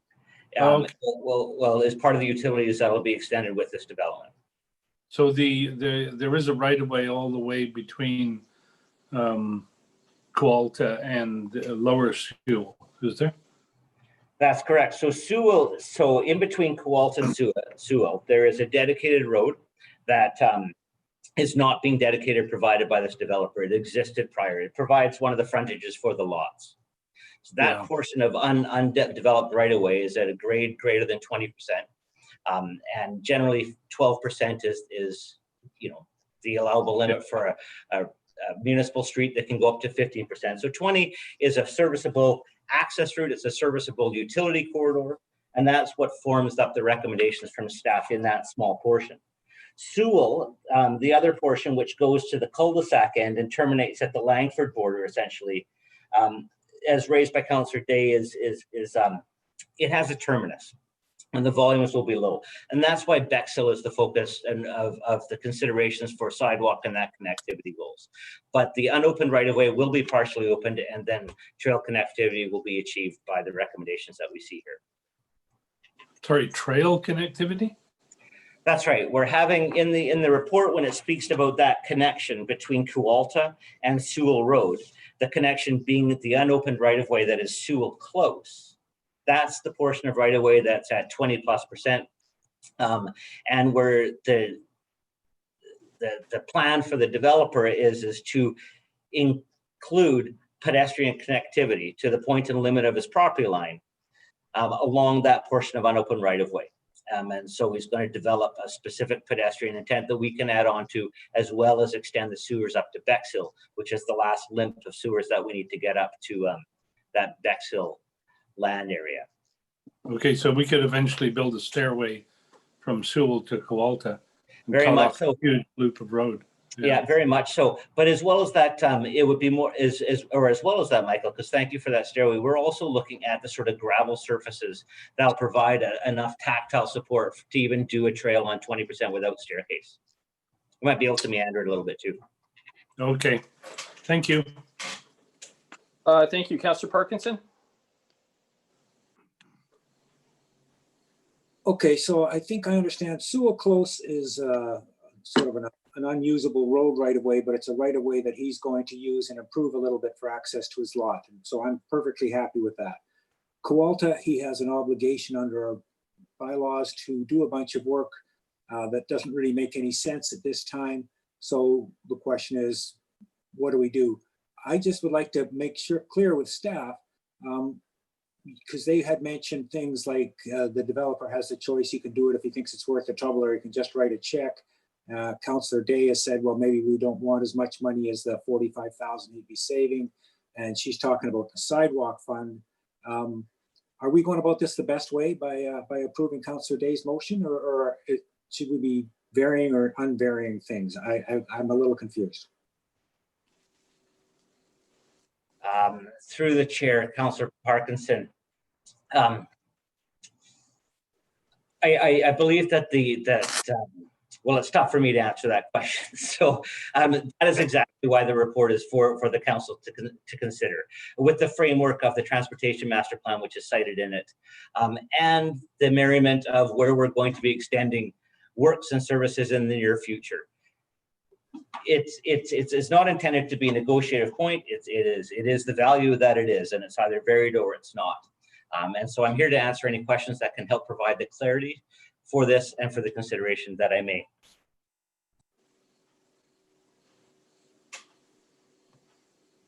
Okay.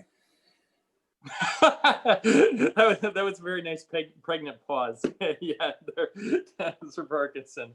I think where this is coming from is staff don't wish to be influencing council's decision. So I think that's part of where that's Mr. Moller's statement was. So I'm going to, I don't see any other hands, so I'm going to call the question on the amendment. Is everybody clear on the amendment? Please raise your hand if you would like the amendment reread. Okay, I will call the question on the amendment. Those in opposition, please raise your hands. Nobody, excuse me, Councillor Jansen opposes. So I will come back to the main motion now. I did not take a list. Oh, excuse me, I did take a list. The next to speak on the main motion is Logan, Baxter, then Parkinson. Councillor Logan looks like he's good now. Councillor Baxter, do you wish to speak on the main motion? It was all covered in the previous discussion. Great, thank you. Councillor Parkinson? Nope, you're good as well. Okay, then I will call the question on the main motion. Those in opposition, please raise your hand. Nobody opposes. Moving on to 8.7. This is Jill Collingson with the senior planner rezoning 310 Goldstream Avenue, site-specific text amendment to allow retail cannabis. Ms. Collingson is available for questions. Is staff going to do any presentation to this? Your worship, Yes. I can introduce the application, and Okay. then the applicant is also available tonight for questions as well. So, Perfect. so the application requests to amend the land use bylaw for retail sale of cannabis at 310 Goldstream Avenue. The proposal involves amendment within the C3 district commercial zone for a total area of up to 2,200 square feet on the lot. The proposed site for the cannabis retail store currently is a portion of the 4 Mile liquor store. So the site is within the Colwood Corners land use designation of the official community plan, where retail uses are supported and encouraged. The application complies with the land uses outlined in the cannabis retail store policy, which is included in Appendix 1 of this report.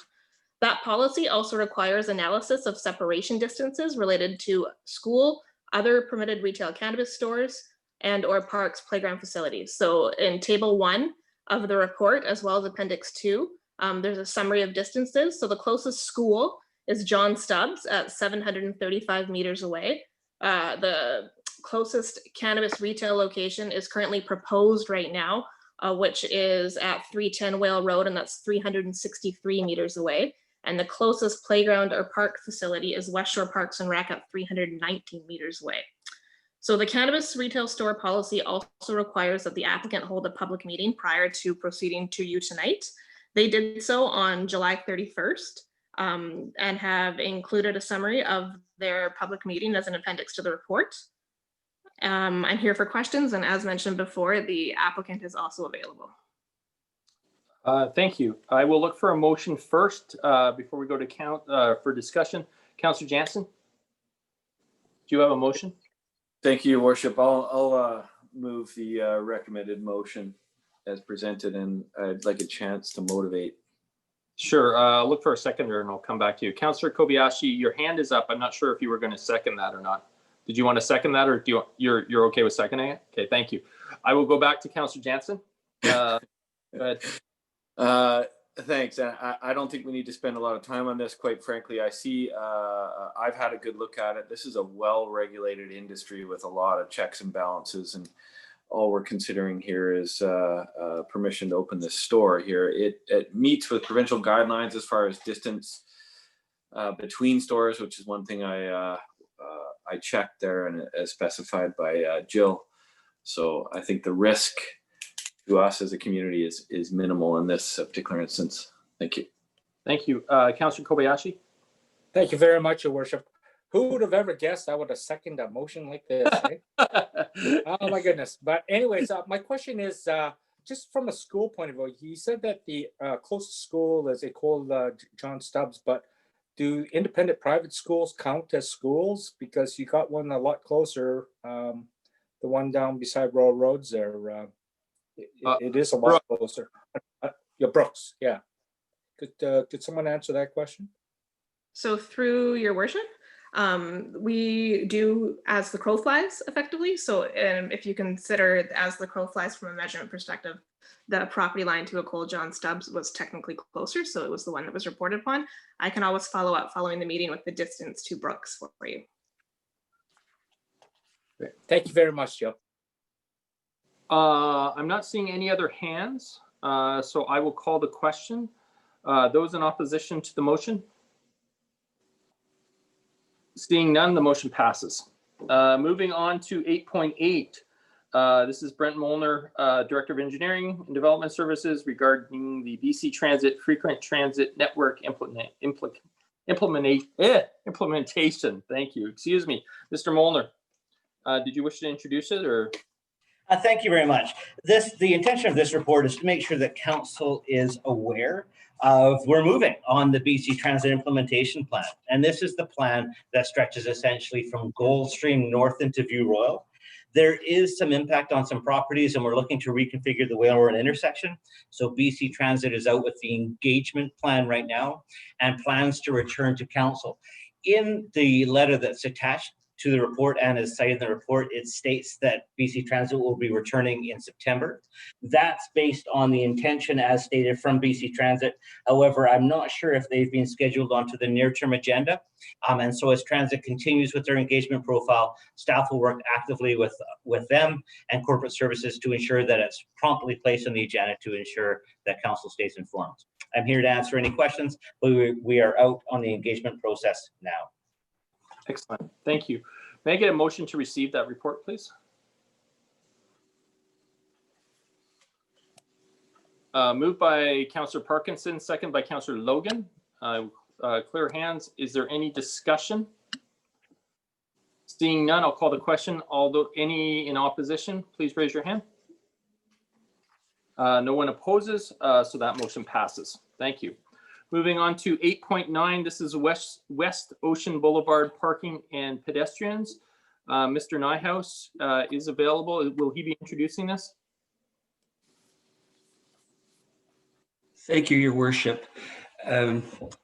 Staff wanted to bring this before council for consideration as we received a complaint about a potential conflict between pedestrians and cars, although no incidents have been reported to our knowledge. Earlier in the year, citizens had taken it upon themselves to demarcate a walkway using driftwood, which was subsequently removed by public works staff. The issue is that there are presently about four parking spaces available to the west of the bus stop where the shoulder is narrowest. It flares out further to the west, and there was a concern that there could be conflict between people attempting to walk past the cars and vehicles as they approach the three-way stop sign there. Several of the options, you have some options available in front of you to eliminate the parking spaces and put up no parking signs, and you could even further demarcate a walking area by putting in precast small concrete curbs, or that south side of the widening it. It wouldn't be the same width as what would be a municipal sidewalk, and probably not really good enough to be used by somebody with the mobility challenges, such as a wheelchair. But it would not be in the wet, so to speak. And I'll be glad to answer any questions. Thank you. I will go to Councillor Logan for a motion. Thank you, Worship. I will move a modified option 3 in that the city create a walkway along the south side of the shoulder on Ocean Boulevard to the lower Ocean Boulevard intersection, and I'm happy to motivate. Great. I will look for a seconder first. Is there anyone to second that? That is seconded by Councillor Baxter. So Councillor Logan, I will go to you first for you to motivate. Thank you, Worship. I know although we may have only received one complaint, that one complainant was actually the spokesperson for the neighborhood and represented a number of homes. I did have the opportunity to visit the site both during inclement weather and most recently with the resident who spoke earlier tonight on Saturday, and extending it right to the intersection of where it goes down to the lower Ocean Boulevard makes sense. So we have a complete block in that it remains accessible to people who have all abilities and ages. Cutting it off mid-block still makes it challenging for folks that have mobility aids to access a pathway. During inclement weather, the access to the accessible sidewalk or accessible bus stop, it's quite nasty. You know, there's potholes and filled with water, and it's not really inviting. So this pathway actually demarcates a safe zone for pedestrians and is quite is a lot safer even during the inclement period. So I appreciate the resident for bringing this to our attention, and it's a relatively small cost, but good impact. And I know I have seen a lot of people actually use that bus stop, so it is active. So I hope we can get some support to build this. Thanks. Thank you. Councillor Baxter, you seconded it. Did you have any comments? Yeah, I just want to make sure staff understand that the rocks cannot be removed. They can be moved, but they have to stay roughly where they are, simply because otherwise 4x4s will drive up on top of the berm. That's why the rocks were placed there in the first place. Thank you. Thank you. Councillor Parkinson, then Day. So like Councillor Logan, I think this is doing something here is very important. I just I'm not supportive of option 3. Option 2, I think we heard Mr. Nihas sort of talk about eliminating the parking stalls and delineating a walkway with some precast curbs painted yellow. I think once we start looking at moving boulders and digging into the bank and moving things around, it just becomes a little more complicated. All we're trying to do is get the cars to stop parking there. And I think that the painted yellow precast curbs would work. So Councillor Logan and I are certainly both trying to do the same thing, just in different ways. So I would urge him to reconsider and move and change to option 2 from option 3. Okay, thank you. Councillor Day, then Kobayashi. Thanks. I think that this is actually quite important to do, and one of the major reasons being that is an accessible bus stop with an accessible washroom at one of the very few places that you can go to within the whole CRD that you can get to on transit, and that is relatively accessible at no cost, pretty much, for people to enjoy. And that part is really important. But I also want to remind everyone that berm that you're talking about is actually a midden material, and that it needs to be respected and valued as part of our history and part of our evolution of being Colwood. So the rocks are really important to prevent 4x4s from climbing on top of it. And the use of crushed fines is a very acceptable solution that works for mobility aids as well as anyone else, in that they pack very, very hard. They're quite resistant to washing out, and do work even for people who use crutches or walkers or canes. So those are, I think, 2 important things for staff to know about as they plan for what comes forward. I do think that creating the pedestrian walkway most likely will have to eliminate the parking spaces on the shoulder there. And I think that is important because of that accessible bus stop was actually moved to there to accommodate the accessibility issues. And it is in our walking guide that has been created about destinations where differing abilities can go and find access. Thanks. Thank you. Councillor Kobayashi. Thank you very much, Your Worship. I'm with Councillor Parkinson on this one. option 2 is the way I look at it, even though I'm going to be giving up my favorite parking spot down there for my socially distanced meetings. I think it's, I've seen the buses trying to maneuver out there when the cars are parked there, even mine. And it's not a safe thing. And so I would absolutely give up my parking space for a greater cause. So I'm an option 2 guy. Thank you. Okay, thank you. Councillor Baxter? Since Councillor Parkinson mentioned digging away part of the berm, I just wanted to reinforce what Councillor Day said, and no shovels should approach the berm. Yes, I think staff have heard that loud and clear. So I will, I'm going back to Councillor Logan's motion. It was a modification of option 3, I believe. So I will call the question. Those in opposition, please raise your hand.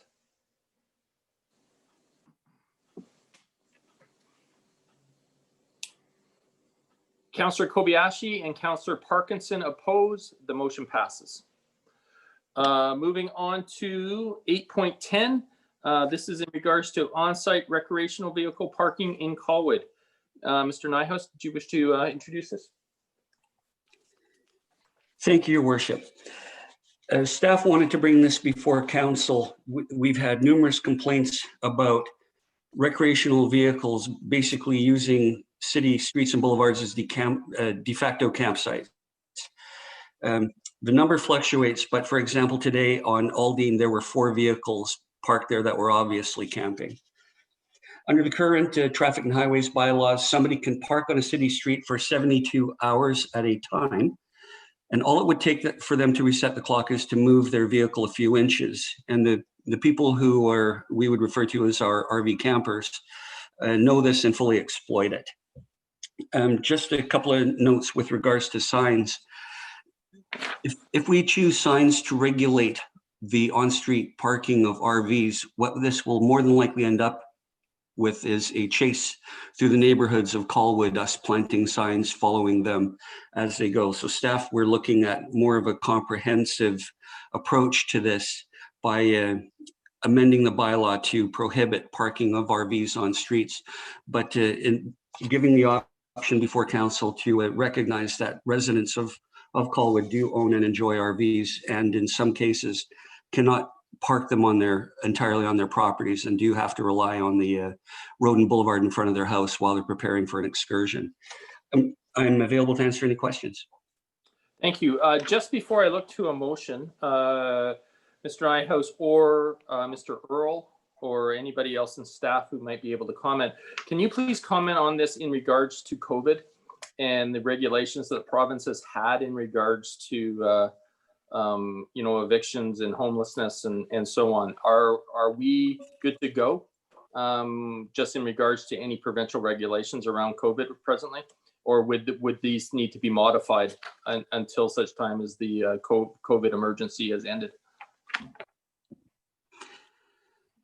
We can look at the respective regulations. There's been some changes to them recently, but people that we are talking about are typically living out of their RVs.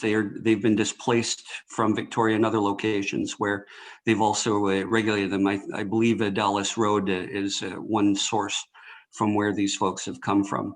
But we can certainly consider the COVID regulations put forward by the province as we move forward with anything. Okay, thank you. So I will look to a motion. Councillor Baxter. Move option 2. Okay, and option 2, just for everybody, is that council direct staff to bring forward an amendment to the traffic and highway bylaw number 1134, 2016, to prohibit parking of a recreational vehicle on any street in Colwood, except for those owned by a resident immediately adjacent to the street on which he or she occupies a dwelling for a period of time not to exceed 24 hours, to council for consideration. I'm going to clear everybody's hands. So that's Councillor Baxter has made that motion. It has been seconded by Councillor Jansen. Councillor Baxter, do you wish to motivate? No, I just think this is a good solution to the problem. that won't affect homeowners, as Mr. Nyhus has explained.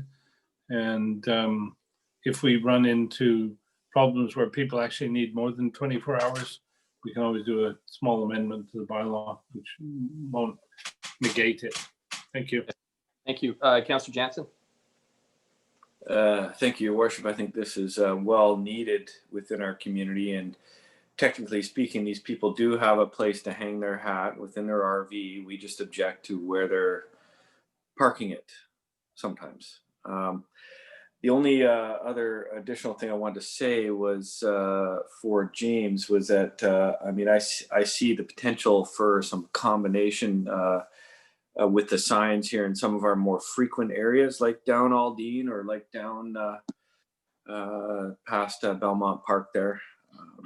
I don't think we need to get carried away. And further to that, will this still be purely complaint driven, or are we to expect the bylaws officers to be out there being proactive, knocking on doors and moving people along? Through the mayor to Councillor Jansen, bylaw officers will proactively enforce this as they see these RVs parked on the city streets and boulevards through their regular patrols. Okay, I have one quick question for you. How does this affect people using RVs on Ocean Boulevard during the day? Would they be allowed to, or would all RVs off Ocean Boulevard be banned with this motion? With this bylaw amendment, technically an RV could not be parked anywhere on any street or boulevard. Okay, so if a family who owns an RV in Colwood wishes to drive down to Colwood and only use it during the day on Ocean Boulevard as their RV, they would be prohibited. In the most technical terms, yes. Okay, thank you. So in regards to that, I cannot support the motion as it presently sits. Councillor Kobayashi. Thank you very much, Your Worship. I have that very same question, but I also, my second part of my question is, what do you consider, what's the definition of an RV? Is that like a trailer and a tent trailer, or is it just one of those things that we normally think what an RV is, a motorized home? Could you just clarify that for me? Certainly, through the mayor to Councillor Kobayashi, what we're proposing is to add a definition for a recreational vehicle to the Traffic and Highways bylaw. A recreational means any motorhome, travel trailer, tent trailer, fifth wheel, or any other vehicle designed to provide overnight accommodations. Thank you very much. Councillor Parkinson. Your Worship, you brought up an excellent point. I don't think we can tell people they can't take their RVs down to the beach and have a picnic, half in the RV and half on the beach.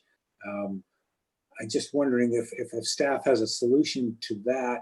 And I'm also wondering what about people that are living in their cars as opposed to in RVs? Does this apply to them as well? Point of order, I have my hand up to make an amendment that would deal with this. Well, Let's hear it then. We'll let staff answer, and then I'll come to you, Councillor Baxter. Yeah.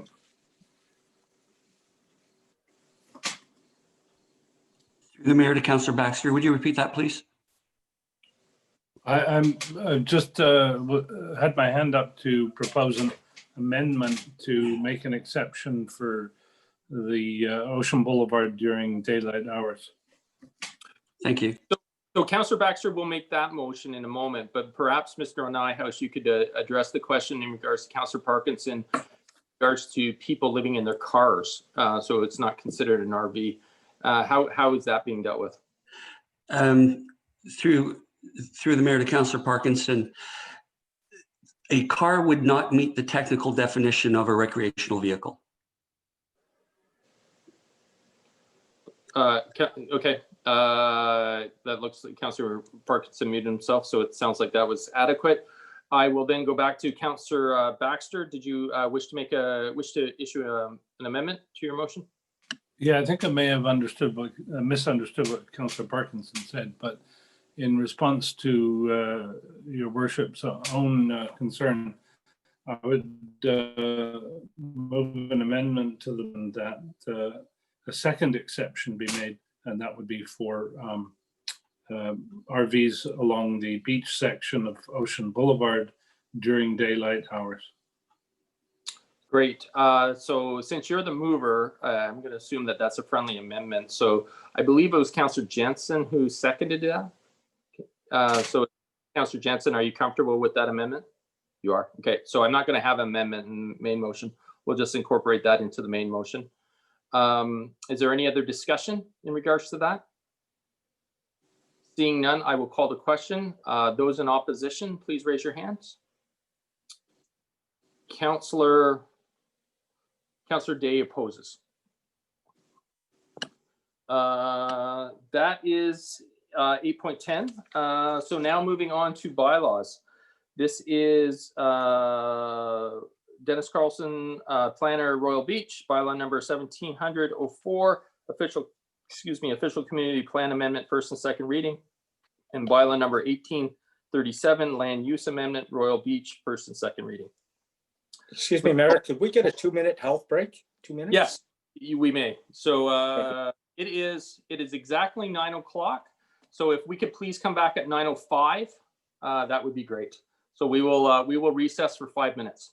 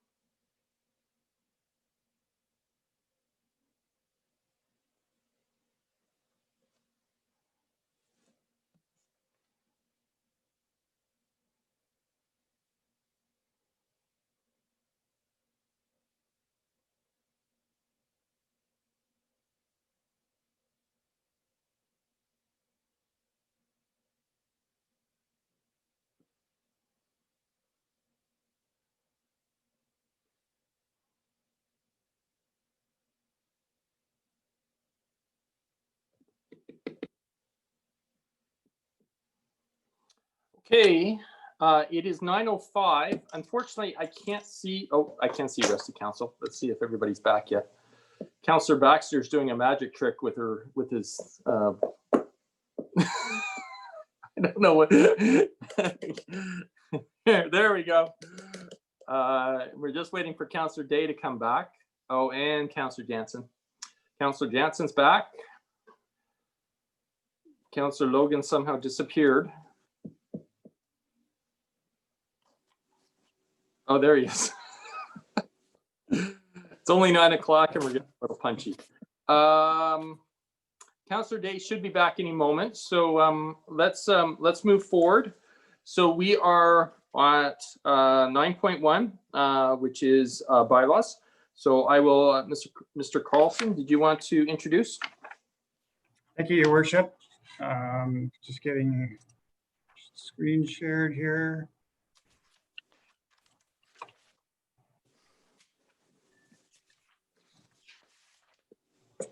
Great. So just quickly provide an overview before we start the presentation. This will give a bit of a context in terms of the council motion regarding this development that came before you in February of this year. Provide just a very brief overview of the development and then move on to an overview of the amendments to the official community plan, including amendments to the Seaside Village designation, the neighborhood designation, and also a brief description of the Royal Beach sub-area plan that's proposed to be included. And then on to the proposed land use bylaw amendment. So this is a council resolution that came before you in February of this year. A couple of things to note here is that council directed staff to come back with some options regarding achieving a minimum amount of non-residential within the site, and also included in the resolution that the non-residential within the bluffs would be limited to 6,600 square meters. And I will be talking about both these items as I go through the presentation. Also, it's worth noting that there were some requirements prior to public hearing that reports be brought back to council regarding road standards, parks terms of reference, and servicing. So as in terms of the development summary, the proposal is a maximum of just over 2,800 dwellings and a maximum non-residential just over 80,000 square meters. In keeping with the council direction that there be a minimum amount of non-residential, staff are recommending that there be just over 3,700 square meters of non-residential secured, and the mechanism for that I will describe later in my presentation. So the OCP amendment, and I've shown for comparison here the proposal on the left for Royal Beach and also the areas that this apply to on the right. So basically the proposal is to extend the Seaside Village designation along the chosen frontage within the bluffs, which you can see, which is that extension to the bottom of the diagram on the left. And also the applicant is requesting that council clarify the policies regarding 12-story non-residential within the Seaside Village designation. It is not entirely clear to what extent that is proposed, and staff have some recommendations to council regarding that as well. So this slide's being included for council's information to show you a comparison for Latoria South on the left screen and the current designation within Royal Beach for the landing, as compared to, on the right side of the screen, the proposed expansion of the Latoria South Seaside Village designation in comparison to what the applicant for Royal Beach is requesting. The neighborhood designation for the bluffs will continue. It is the bluffs, which is that area identified in yellow on the image on the left, is not to be included within the Seaside Village designation and will remain in the neighborhood designation. Similarly, the headlands, which is the area at the top identified in yellow will remain in the neighborhood designation. The applicant has requested that there be an amendment to this to support 4-story apartments, subject to the criteria in the Royal Beach Sub-Area Plan. Turning to the Royal Beach Sub-Area Plan, the intention is that this will amend the Royal Bay Plan to include specific policies and design guidelines. Much similar process to what Council saw earlier last month or so regarding Latoria South. As you can see on the image on the screen, it will involve the creation of 8 separate development areas. It's worth noting that the policies in the Royal Bay Plan will continue to apply to Latoria South. So there will be Latoria North, I should say. So there will be a Latoria South Royal Plan and a Royal Beach Plan, and then the remaining policies apply to Latoria North. Moving on to the Royal Beach Design Guidelines, the area that's shaded in the diagram on this slide is the area that's being proposed to be subject to the Royal Beach Design Guidelines. These are meant to be design lines specific to this development. They are there to realize the intent and the vision for this site, particularly in regards to the waterfront in terms of building height and massing that will respect its waterfront location. The area that's not shaded, the bluffs and the headlands, will continue to be guided by the neighborhood guidelines. In terms of the comprehensive development zone, again, it will be separated into 8 sub-areas, which are the same as for the sub-area plan. As I noted earlier, there will be a maximum of just over, the zoning will stipulate just over 2,800 dwellings, just over 80,000 square meters of non-residential, and a minimum of non-residential of just over 3,600 square meters. In response to the council direction, as I mentioned earlier, what staff are recommending is that there be a provision in the zone that a maximum of 250 dwellings can be constructed in the landing, unless there is at least 3,716 square meters of non-residential. So in other words, there would be a cap on the amount of residential dwellings that could be constructed in the landing until that minimum amount of non-residential has been issued a building permit. In addition, the applicant has requested that council reconsider the imposing a maximum of 6,600 square meters of non-residential on the bluffs, which is references areas 1 and 2 on the diagram in front of you. The rationale, which is explained in the staff report, is that they believe that this should reflect and mirror the designation that council approved with the expansion of the landing within the commons, and it would be appropriate that seeing as how there aren't similar restrictions within the commons within Latoria South, the same situation should apply on Royal Beach. So turning to specifics within Area 1, which is the area at the bottom of the screen fronting onto Machosen Road. The intention in the zoning is that this would provide a transition between the commons, which I just mentioned, within Latoria South, in the lower residential area, lower residential development in Area 3. The zoning would allow basically 3 distinct building types: 3-story townhouses, 6-story apartments, and 6-story mixed use. And as I mentioned, the applicant has requested that the 6,600 square meter cap be reconsidered by council. Moving on to Area 2, which is still within the area described as the bluffs. This would provide a transition between the low density in Area 3 and the higher density as you're starting to move towards the landing within Area 4.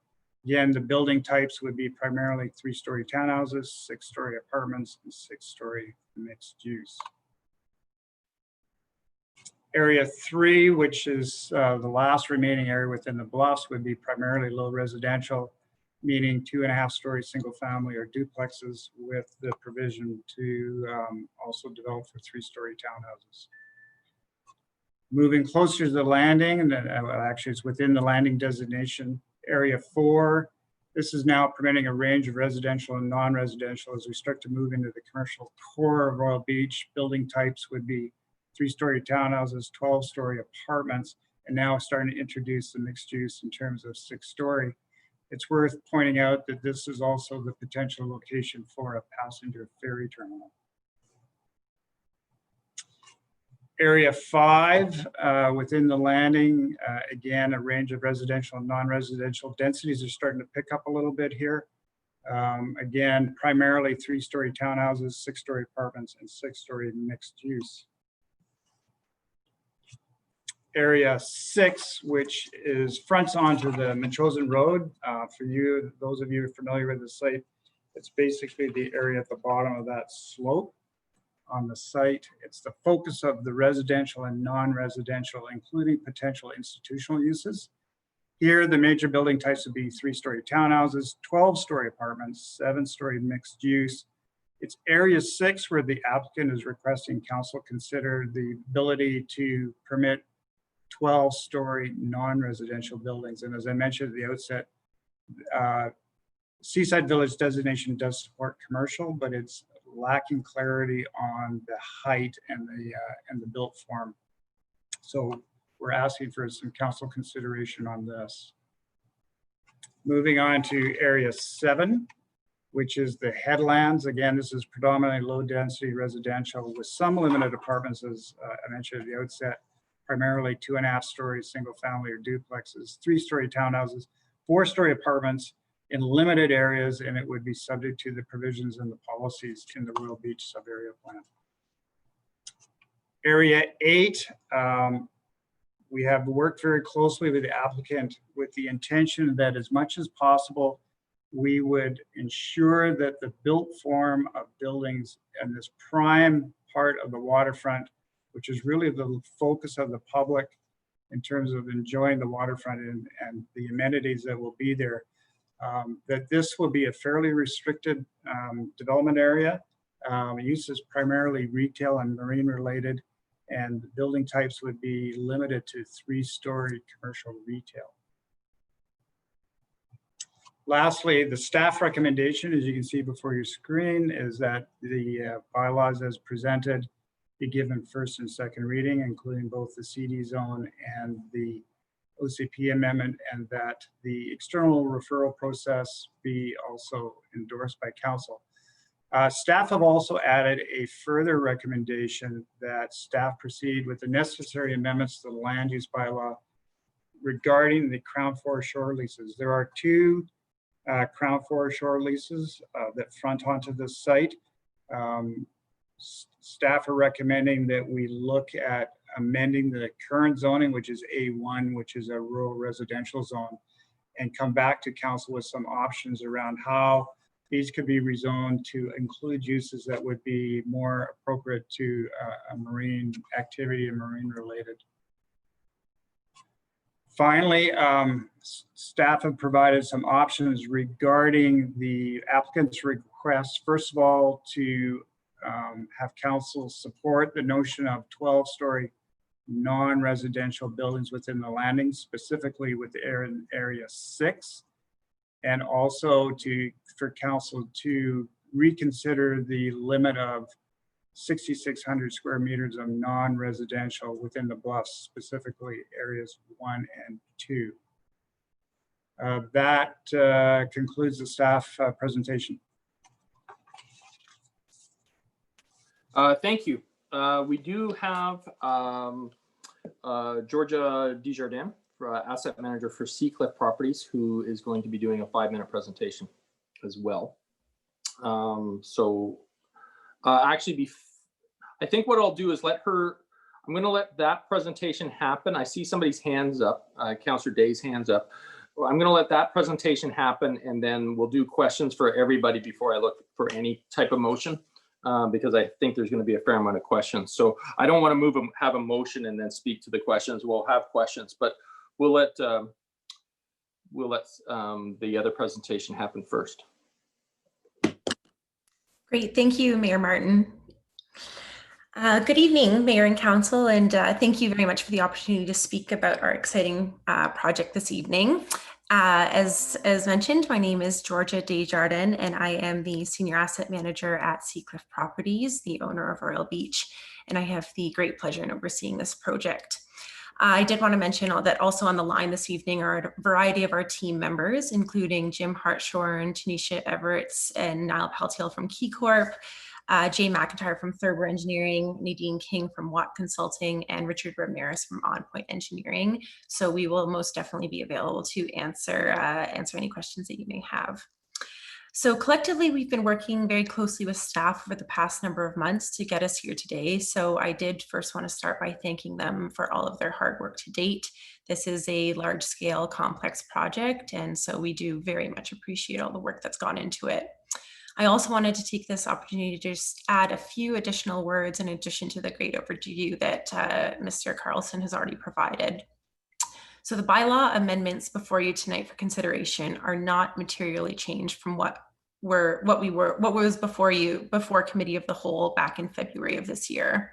I would like to specifically note that there is no change to the density proposed, and that this is the same density and development plan as presented previously, just adjusted to add further clarity with the addition of the 8 development areas. There are some minor changes from our original application that have been touched on and outlined in the staff presentation already. And I would like to just briefly comment on a few of those for added clarity. The first is that we are seeking clarity around the Seaside Village designation, specifically around the non-residential building height. We are looking forward to going out to the market to attract and anticipate demand both now and into the future for non-residential uses on the lands, and are requesting the clarity in order to permit the development of mixed-use buildings greater than 4 stories, specifically in Development Area 6, which is in the Seaside Village area at the base of the Machosen Road slope. Our goal is to attract more non-residential to the Royal Beach lands, enabling us to adapt to future market demands while ensuring density is appropriately located. This will, of course, also bring more jobs to the city, further building the non-residential tax base and helping to build the city of Colwood as a more complete community where you can truly live, work, and play. The second is the removal of the 6,600 square meter maximum of non-residential floor space in the Bluffs neighborhoods of areas 1 and 2.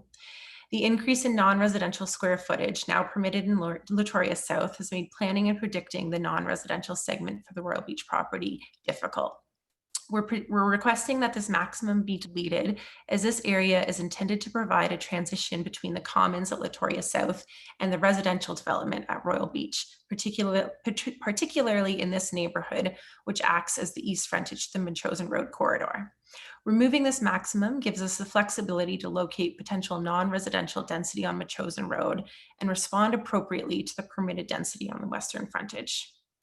Lastly, in a future meeting, we'll be back before you with further details concerning community amenity contributions. We ask that Council consider crediting Seacliff Properties with the community amenity value of the parkland and beachfront that has been contributed to the City of Colwood for the last 2 years. This request is specific to the cost Seacliff has contributed towards the maintenance, cleaning, and access to the Royal Beach Temporary Waterfront Park and Waterfront Lease Lot. A letter dated August 7th was submitted to the CAO to further help facilitate this discussion when the Royal Beach Development Agreement comes before Council at a future Council meeting. Again, this is really an item for a future meeting, but I did just want to briefly touch on it this evening. As mentioned, if you're looking for more information, detail, or background, we're of course here to answer any questions this evening, or we'll look forward to providing more information and details at our public hearing presentation, where we can further define our parks and open space plan, our connectivity with Royal Bay and the surrounding neighborhoods, and further defining the Seaside Village and commercial waterfront experience. We're very excited to continue working collaboratively with the City of Colwood to deliver a world-class seaside community defined by the 50 acres of oceanfront and ocean view parkland and numerous access to the spectacular seaside. And we very much thank you for your consideration this evening. Thank you. Okay, I will come back to Council. As I said, this will be the one time what we'll do is give everybody one opportunity to ask questions. Then I will look for a motion. We can have one more opportunity for discussion, and then I'll call the vote. So everybody gets an opportunity Councillor Day, you're first up. Perfect, thank you. So it is exciting to see both the residential and non-residential uses come forward. But there remain for me a number of concerns about the erosion.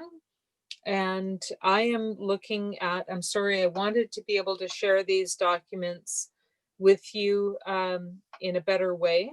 But it is page 17 from the report, the Royal Beach Summary of Coastal Hazard Assessment and Geotechnical Analysis, which was prepared in November of 2019. And it says that it should be noted that the dedicated parkland along the bluffs may be subject to future erosion and ground improvements may be required in the future and would be the responsibility of the city. Is that still your understanding, Georgia, that that is entirely up to the city to protect the park from erosion?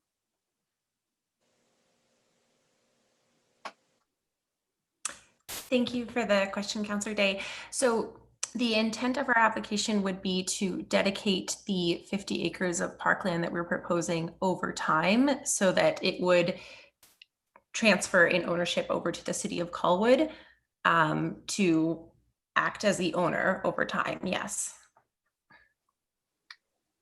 Okay, so the city would be responsible for the cost of ensuring that there wasn't erosion?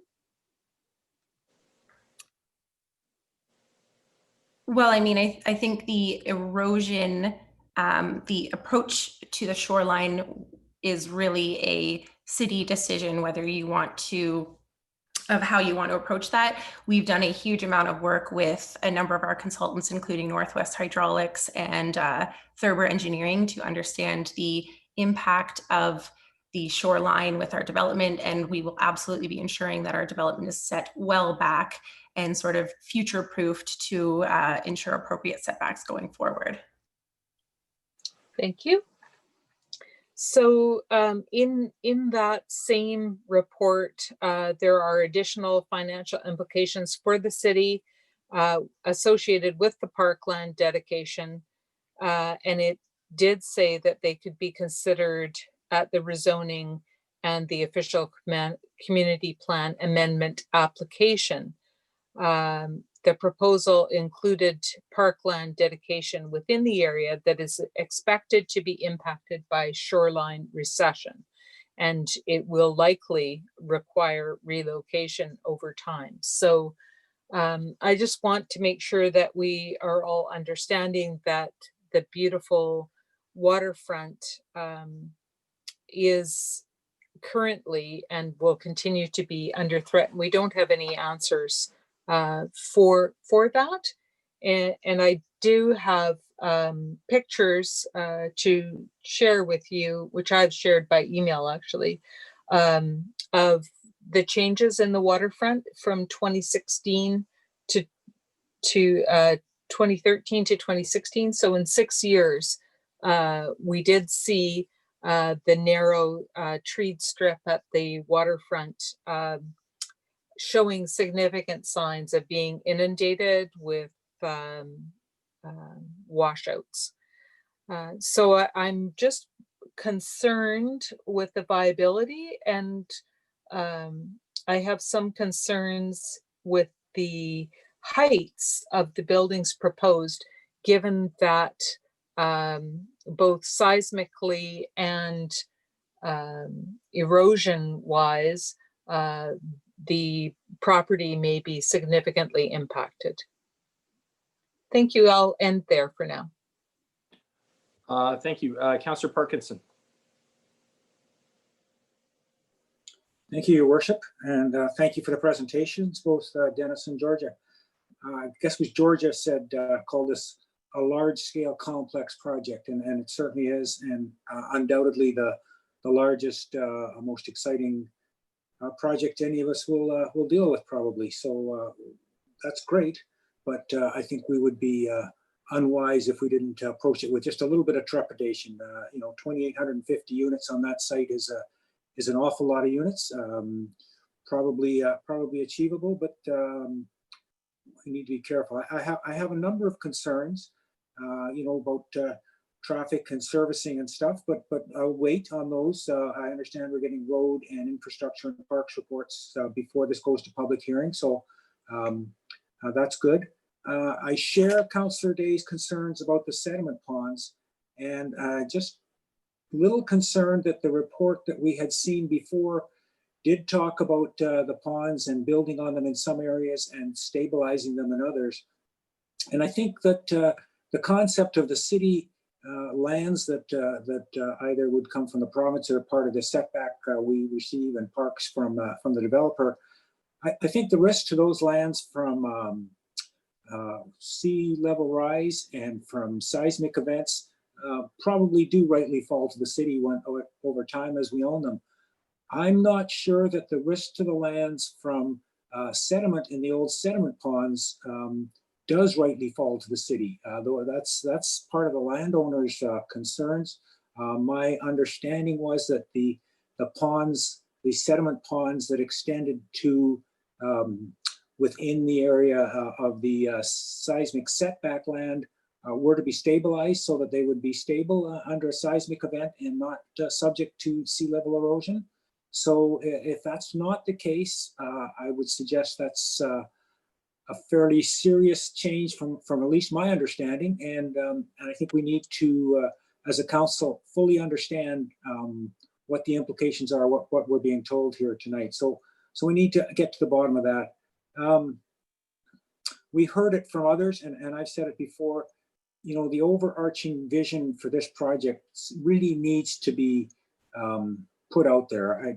George, at the last time in February, I guess you're at a meeting, you said how excited you were to present that to us and how it was all consistent and everything. So, I take you at your word for that. But so far, I haven't heard anything about really the vision, how it ties together, why it works, and what the, what's going to make it a lasting vision, and as opposed to something that looks good today, but then gets altered over time. So that's one thing concerned. Maybe a little more on the specific side. I noticed they're now looking at 12-story buildings in area 4. That concerns me. I'd like to get some more understanding of that. We see in the design guidelines a little bit of talk of, the waterfront massing and context. I would say that 12-story buildings in area 4 are a different kettle of fish than 12-story buildings in the area 6 along the chosen slopes. I wonder about the, looking at the site overall, where it comes up from the water and then goes up 12 stories in the air and then comes back to 4 and 6, if that's the right look. So again, that's something that perhaps you'll be able to convince me of. We'll wait and see. A few other notes here before I get too much into the amenity reserve funds. I see in a couple of places where the discussion is that the amenity reserve funds received from Royal Beach would be spent in Royal Beach. And frankly, that's just a non-starter as far as I'm concerned. The amenity funds are for Colwood, for the Colwood enhancements that the council of the day, whatever it may be, thinks is the right place to put it. I mean, for instance, we've been discussing perhaps an art center somewhere in the Colwood Corners area, and that would likely be a use of amenity reserve funds. Once we start saying you pay amenities for city-wide amenities, but they can only be used within the development that they come from, I think that defeats the purpose. So I have some concerns on that. And here's an area that I believe, excuse me, we need to address, and that's really the interconnection of this project with the rest of Colwood. We want to make sure that Royal Beach is a very exciting and great part of Colwood. We don't want to say Royal Beach is there and Colwood surrounds it. They need the connections. I think there's 3 places where I can see connections, and I know there's words in here that sort of talk about connections and waterfront connections and the like that that may may be talking of exactly what I'm suggesting.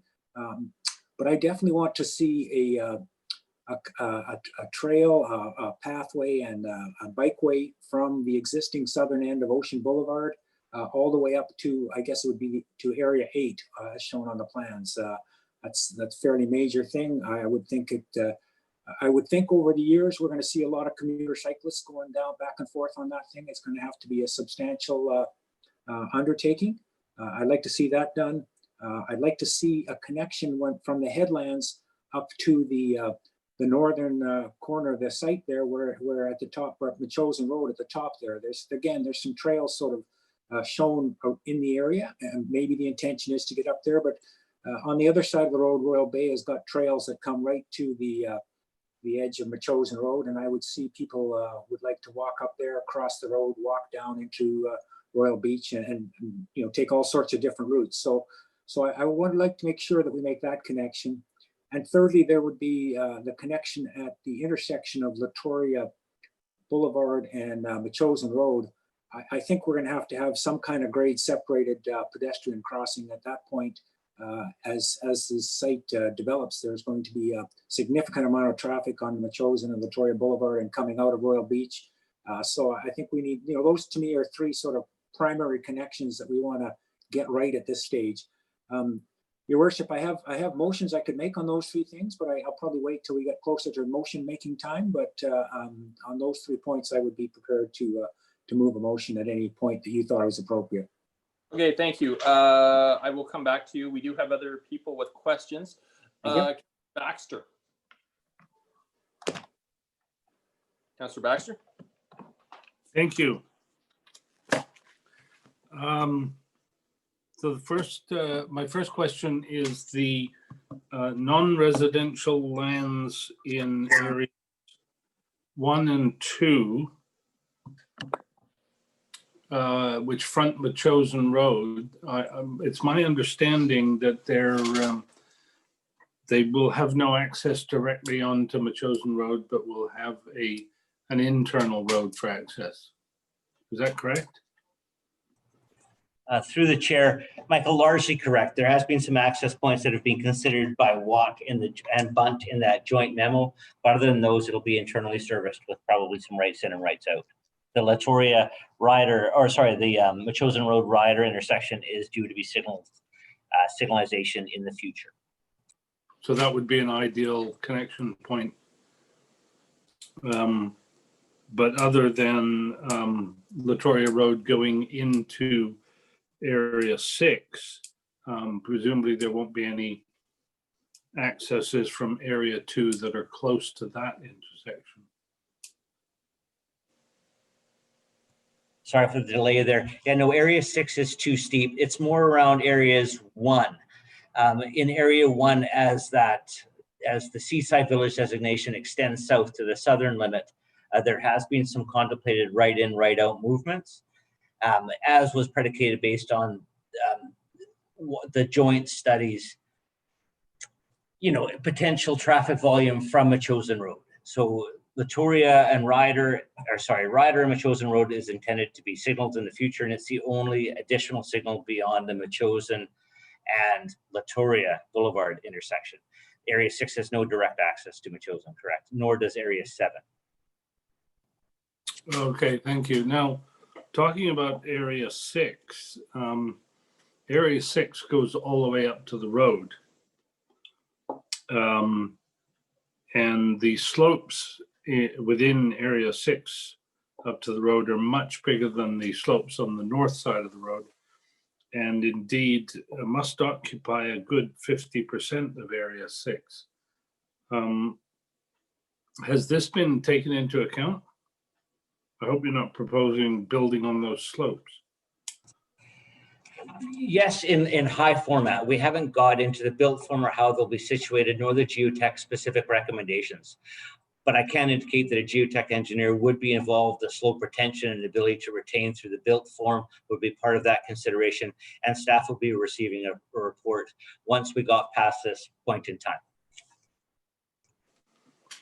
Okay, so at this point, we don't know whether they might dig into the slope to gain some ground? Correct. Okay, well, I'm sure you'll have that well under control.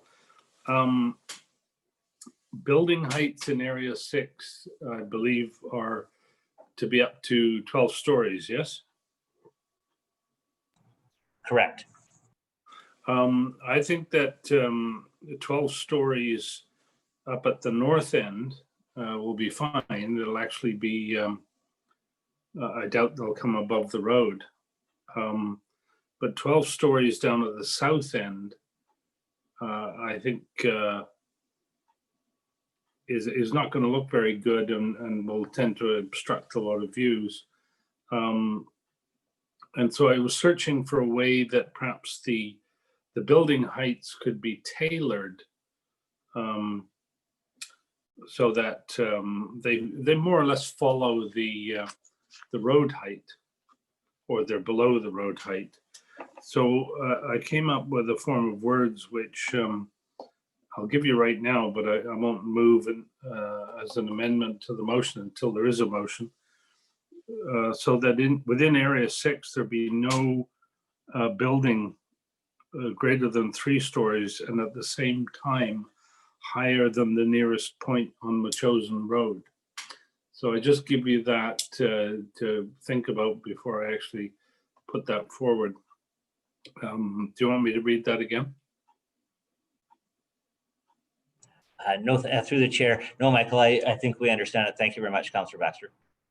Okay, so we can discuss any objection there might be to that from staff at the time.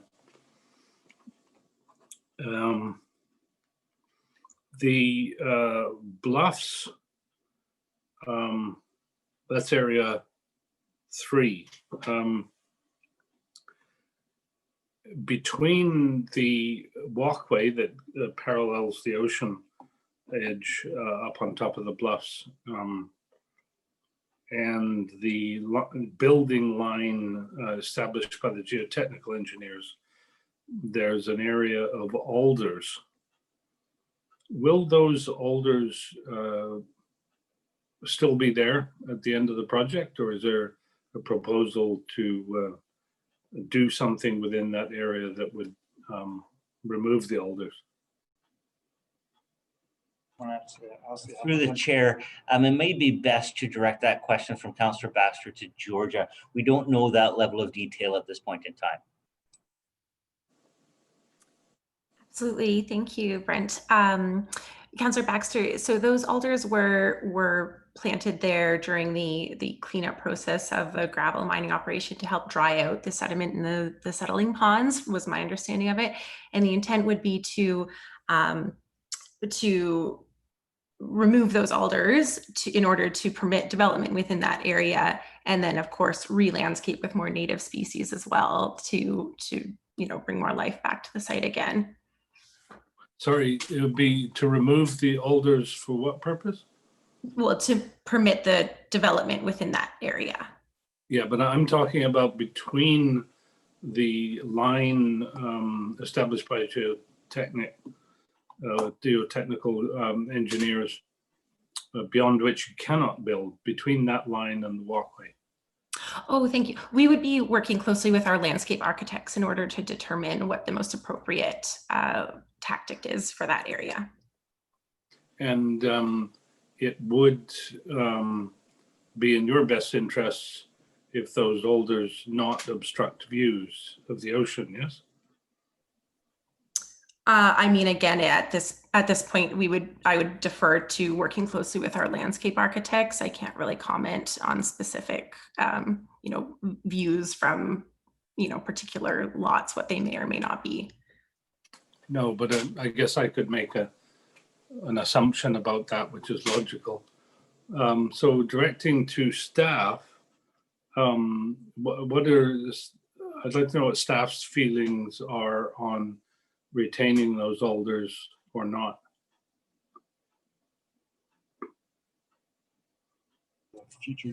Through the chair, we always try to work to keep the most amount of natural foliage and greenery on the land as possible. It's just at this early time and without the the absolute recommendations from the geotechnical engineer as to how those will actually, those settling ponds will figure out through the subdivision process, which will consider the built form and that typology. I just can't speak to how that buffer would be maintained. I can speak to alders being quick growing trees though, and the intent to make sure that we do have planting buffers. And yeah, sometimes those are going to obstruct the intent and views. So we will work to make sure that the parks terms are referenced and that the landscape plan creates as much tree types and biodiversity as possible by not replicating a single species on the land. But I just don't have the detail to give you concert assurance at this time, Councillor Baxter. Okay, thank you. I like that approach. I don't think there's much biodiversity there right now. I just wanted to comment on the request for credit for the dedication of land, including land between the development and water. And I'd just like to point out that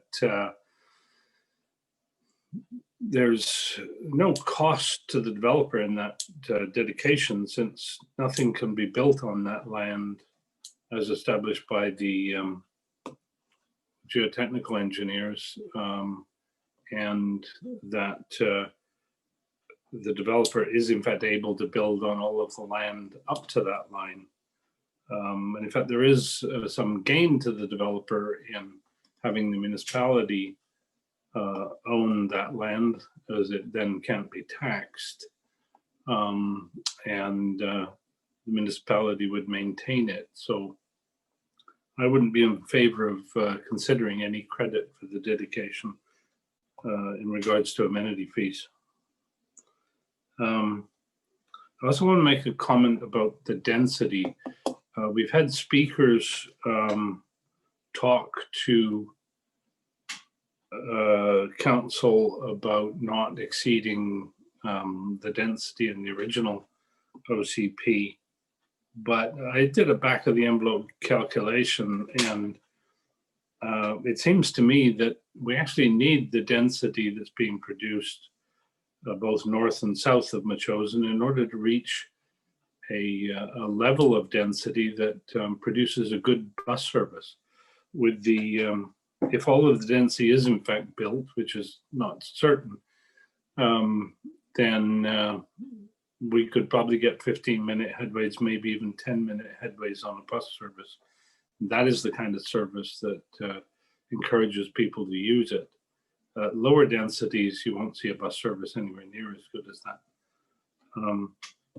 But I have a lot more questions and things to say about this, but we're approaching 10 o'clock, and I think I'll withdraw and let somebody else say something.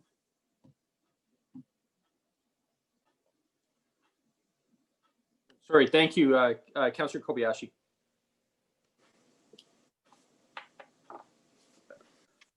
Thank you very much, Your Worship. Just one tidy up point, first of all, for staff. If you look on page 17 of the Royal Beach sub-area plan, that's page 249 of 378 in the package. Just want to make sure that it's clarified in this area, because I didn't catch this until I actually read the presentation, but it should be in the sub-area plan, because if you were to do the totals on that page, you come up with 3350. But what was missing on the bluffs was the words "a total of 750 residential dwelling units subject to," and then the list. And that part was missing. You have it in the presentation, but it's not in the sub-area plan. It's just a technicality, but an important point. Second thing, a question I have for, I think you have your traffic engineer. It's towards the traffic engineer. If we go with 12-story non-residential, is that included in the numbers when you did your traffic impact assessment, or is it not? You have to redo it? Through the chair, the building type wasn't a factor, the density was. And so yes, the density that was considered in the 12-story inclusion was considered by the traffic consultants. Okay, thank you very much. My next point is that I was really confused where this other 12-story building was going to go, but it's right up in the very top part of Area 4. And so right across the street, I guess to your point, Councillor Baxter, right across the street, if you remember, we've already approved a 12-story one for the Commons. So, I don't know if that's a big issue or not, if it's not an issue or not, because we have already approved that for the Commons. Just a point here for you. Anyways, I do also agree with Councillor Parkinson about the connectivity. I know it's not addressed here, but it will be addressed later on, I'm sure, about and I would support his motion of looking at different crosswalks across Machosen Road, and also some type of pathway between Ocean Boulevard and the beach, the Royal Beach area. So I guess so. My last big point is I'm just really having problems with this. Is that the bluffs? It's very clear. I can actually visionate exactly what that's going to look like. Just from the presentation and the plan. I can absolutely see what the Headlands neighborhood area is going to look like. The problem I'm really having difficulties with, and it's very hard because it's just talked about very lightly in the package, and that's the whole landing area. Like, I can understand how that profile works. It's clever. I like it. But it's, this destination thing that has been brought up by members of the public all the time. And it's this the non-residential area, what this is going to look like. We just get little snapshot pictures of a restaurant, or, a little snapshot picture of businesses, but I don't understand what that's going to look like. And I think this is what's causing a lot of heartache with a lot of people. I'm sure you guys, the developer has this vision of what that landing area, specifically it'd be Area 8 and portions of Area 5, what that's going to look like. It's almost like you need some images, or I don't even want to say a rendering, but some images of how that's going to look, because that's what everyone's having problems with. And I know that that's a factual thing. It's because I think you're saying all the right things, but it's hard to visionate what that looks like. So that's the one area that, just in my eyes, to get the public buy-in is spend a little more time there and show us what you actually plan there.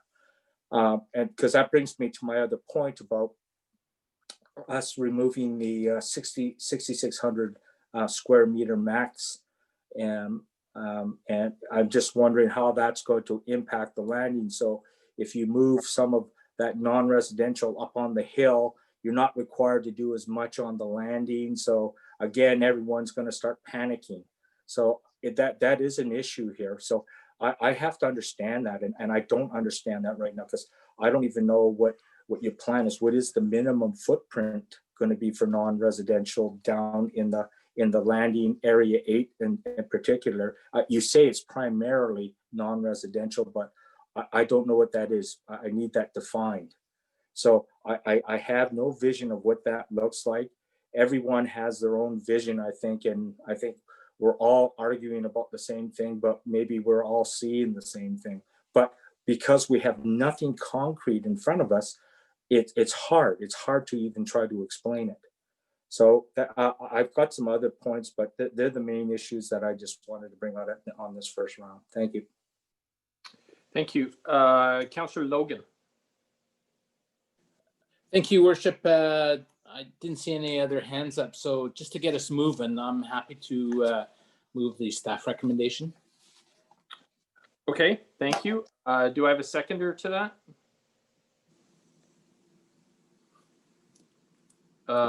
That is seconded by Councillor Baxter. So we will then go to discussion on the motion. Discussion on the motion.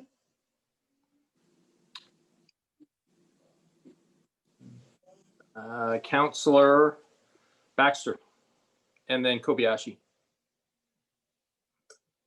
then Day. Councillor Baxter, unmute.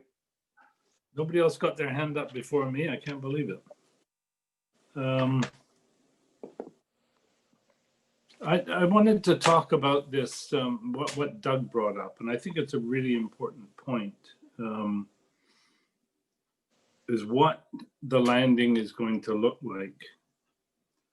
And an important thing to look at there is the uses that are listed on page 286 of 378 of our agenda package, which is page 10 of bylaw number 1837. And area 8 is an area where almost everything in there, except the professional office perhaps, would service visitors as well as residents. And everybody who mentions this place being world-class, they usually mention for visitors and residents. And I think it's important to Colwood's financial well-being, and it seems to be important to a lot of people, perhaps for other reasons as well, that this be a place that people want to visit. Now, you know, in a way, it's a place that's on a par with Victoria's Harbor, in that, you know, it has this beautiful water view. It's a completely different type of thing than the harbor, obviously. It's got beautiful sandy beaches.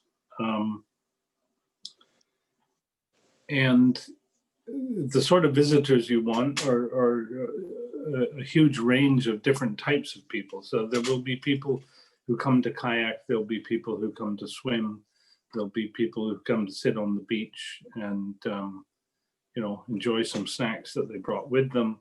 And there'll be lots of people who come to sit and eat, or have a coffee or have a beer or whatever, and just look at that view,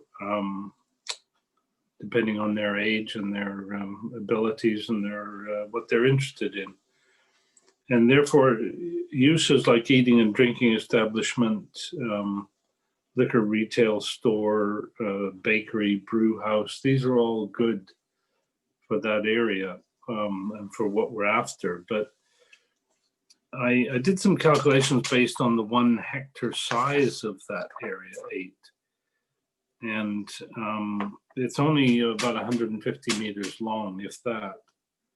So it would take you 2 minutes to walk through it. It's not a very big area, and I understand that nobody knows how many of these types of establishments are going to want to come to this area. And I think these types of establishment, it would be good if we did have a concentration of them. So I appreciate what's been done with Area 8, as trying to create a concentration of these uses. But I'm concerned, is this big enough? Do we need to make Area 8 bigger, even if in the end we cannot fill it, and you know, we have to change the zoning to enable it to be filled by other uses? We can't dictate how much retail commercial will come. But I need to think, you know, I need to understand, is that center going to be big enough to give us what we're looking for? Is there anybody on staff who would like to comment on that? Just before staff does, it is 10 o'clock. I do have a note that I do need a resolution to proceed past 10.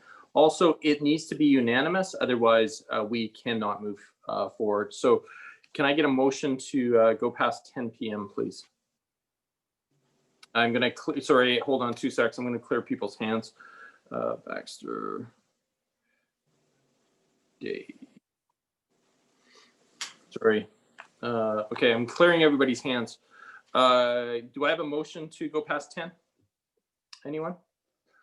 It is moved by Councillor Kobayashi, seconded by Councillor Logan. I'll call the question, or any discussion? Seeing none, I'll call the question. Any in opposition?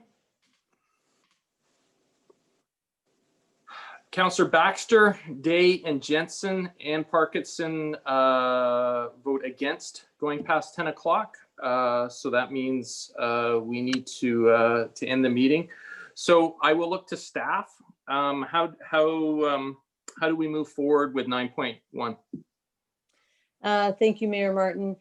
At this point, you have the option to defer further discussion on this until the August the 31st council meeting, and we can bring it back next week. Council can pick up where you leave off. There is a motion on the table, so we would ask that you withdraw that, and it can be placed again once we reopen the meeting. Okay, Councillor Logan, will you withdraw your motion? You will, thank you. And to staff, do I need to have a motion to put it on the August 31st, or can I, as mayor, just have it placed on the August 31st? A motion would be helpful. Okay, then I will look for a motion. Sorry, I'm going to clear hands again. Go ahead, Councillor Jensen, go ahead. You need to unmute. I'll make that motion to defer to August 31st. Thank you. Okay, and then I'm going to assume Councillor Parkinson, you're going to second that. Okay, call the question. All those in favor?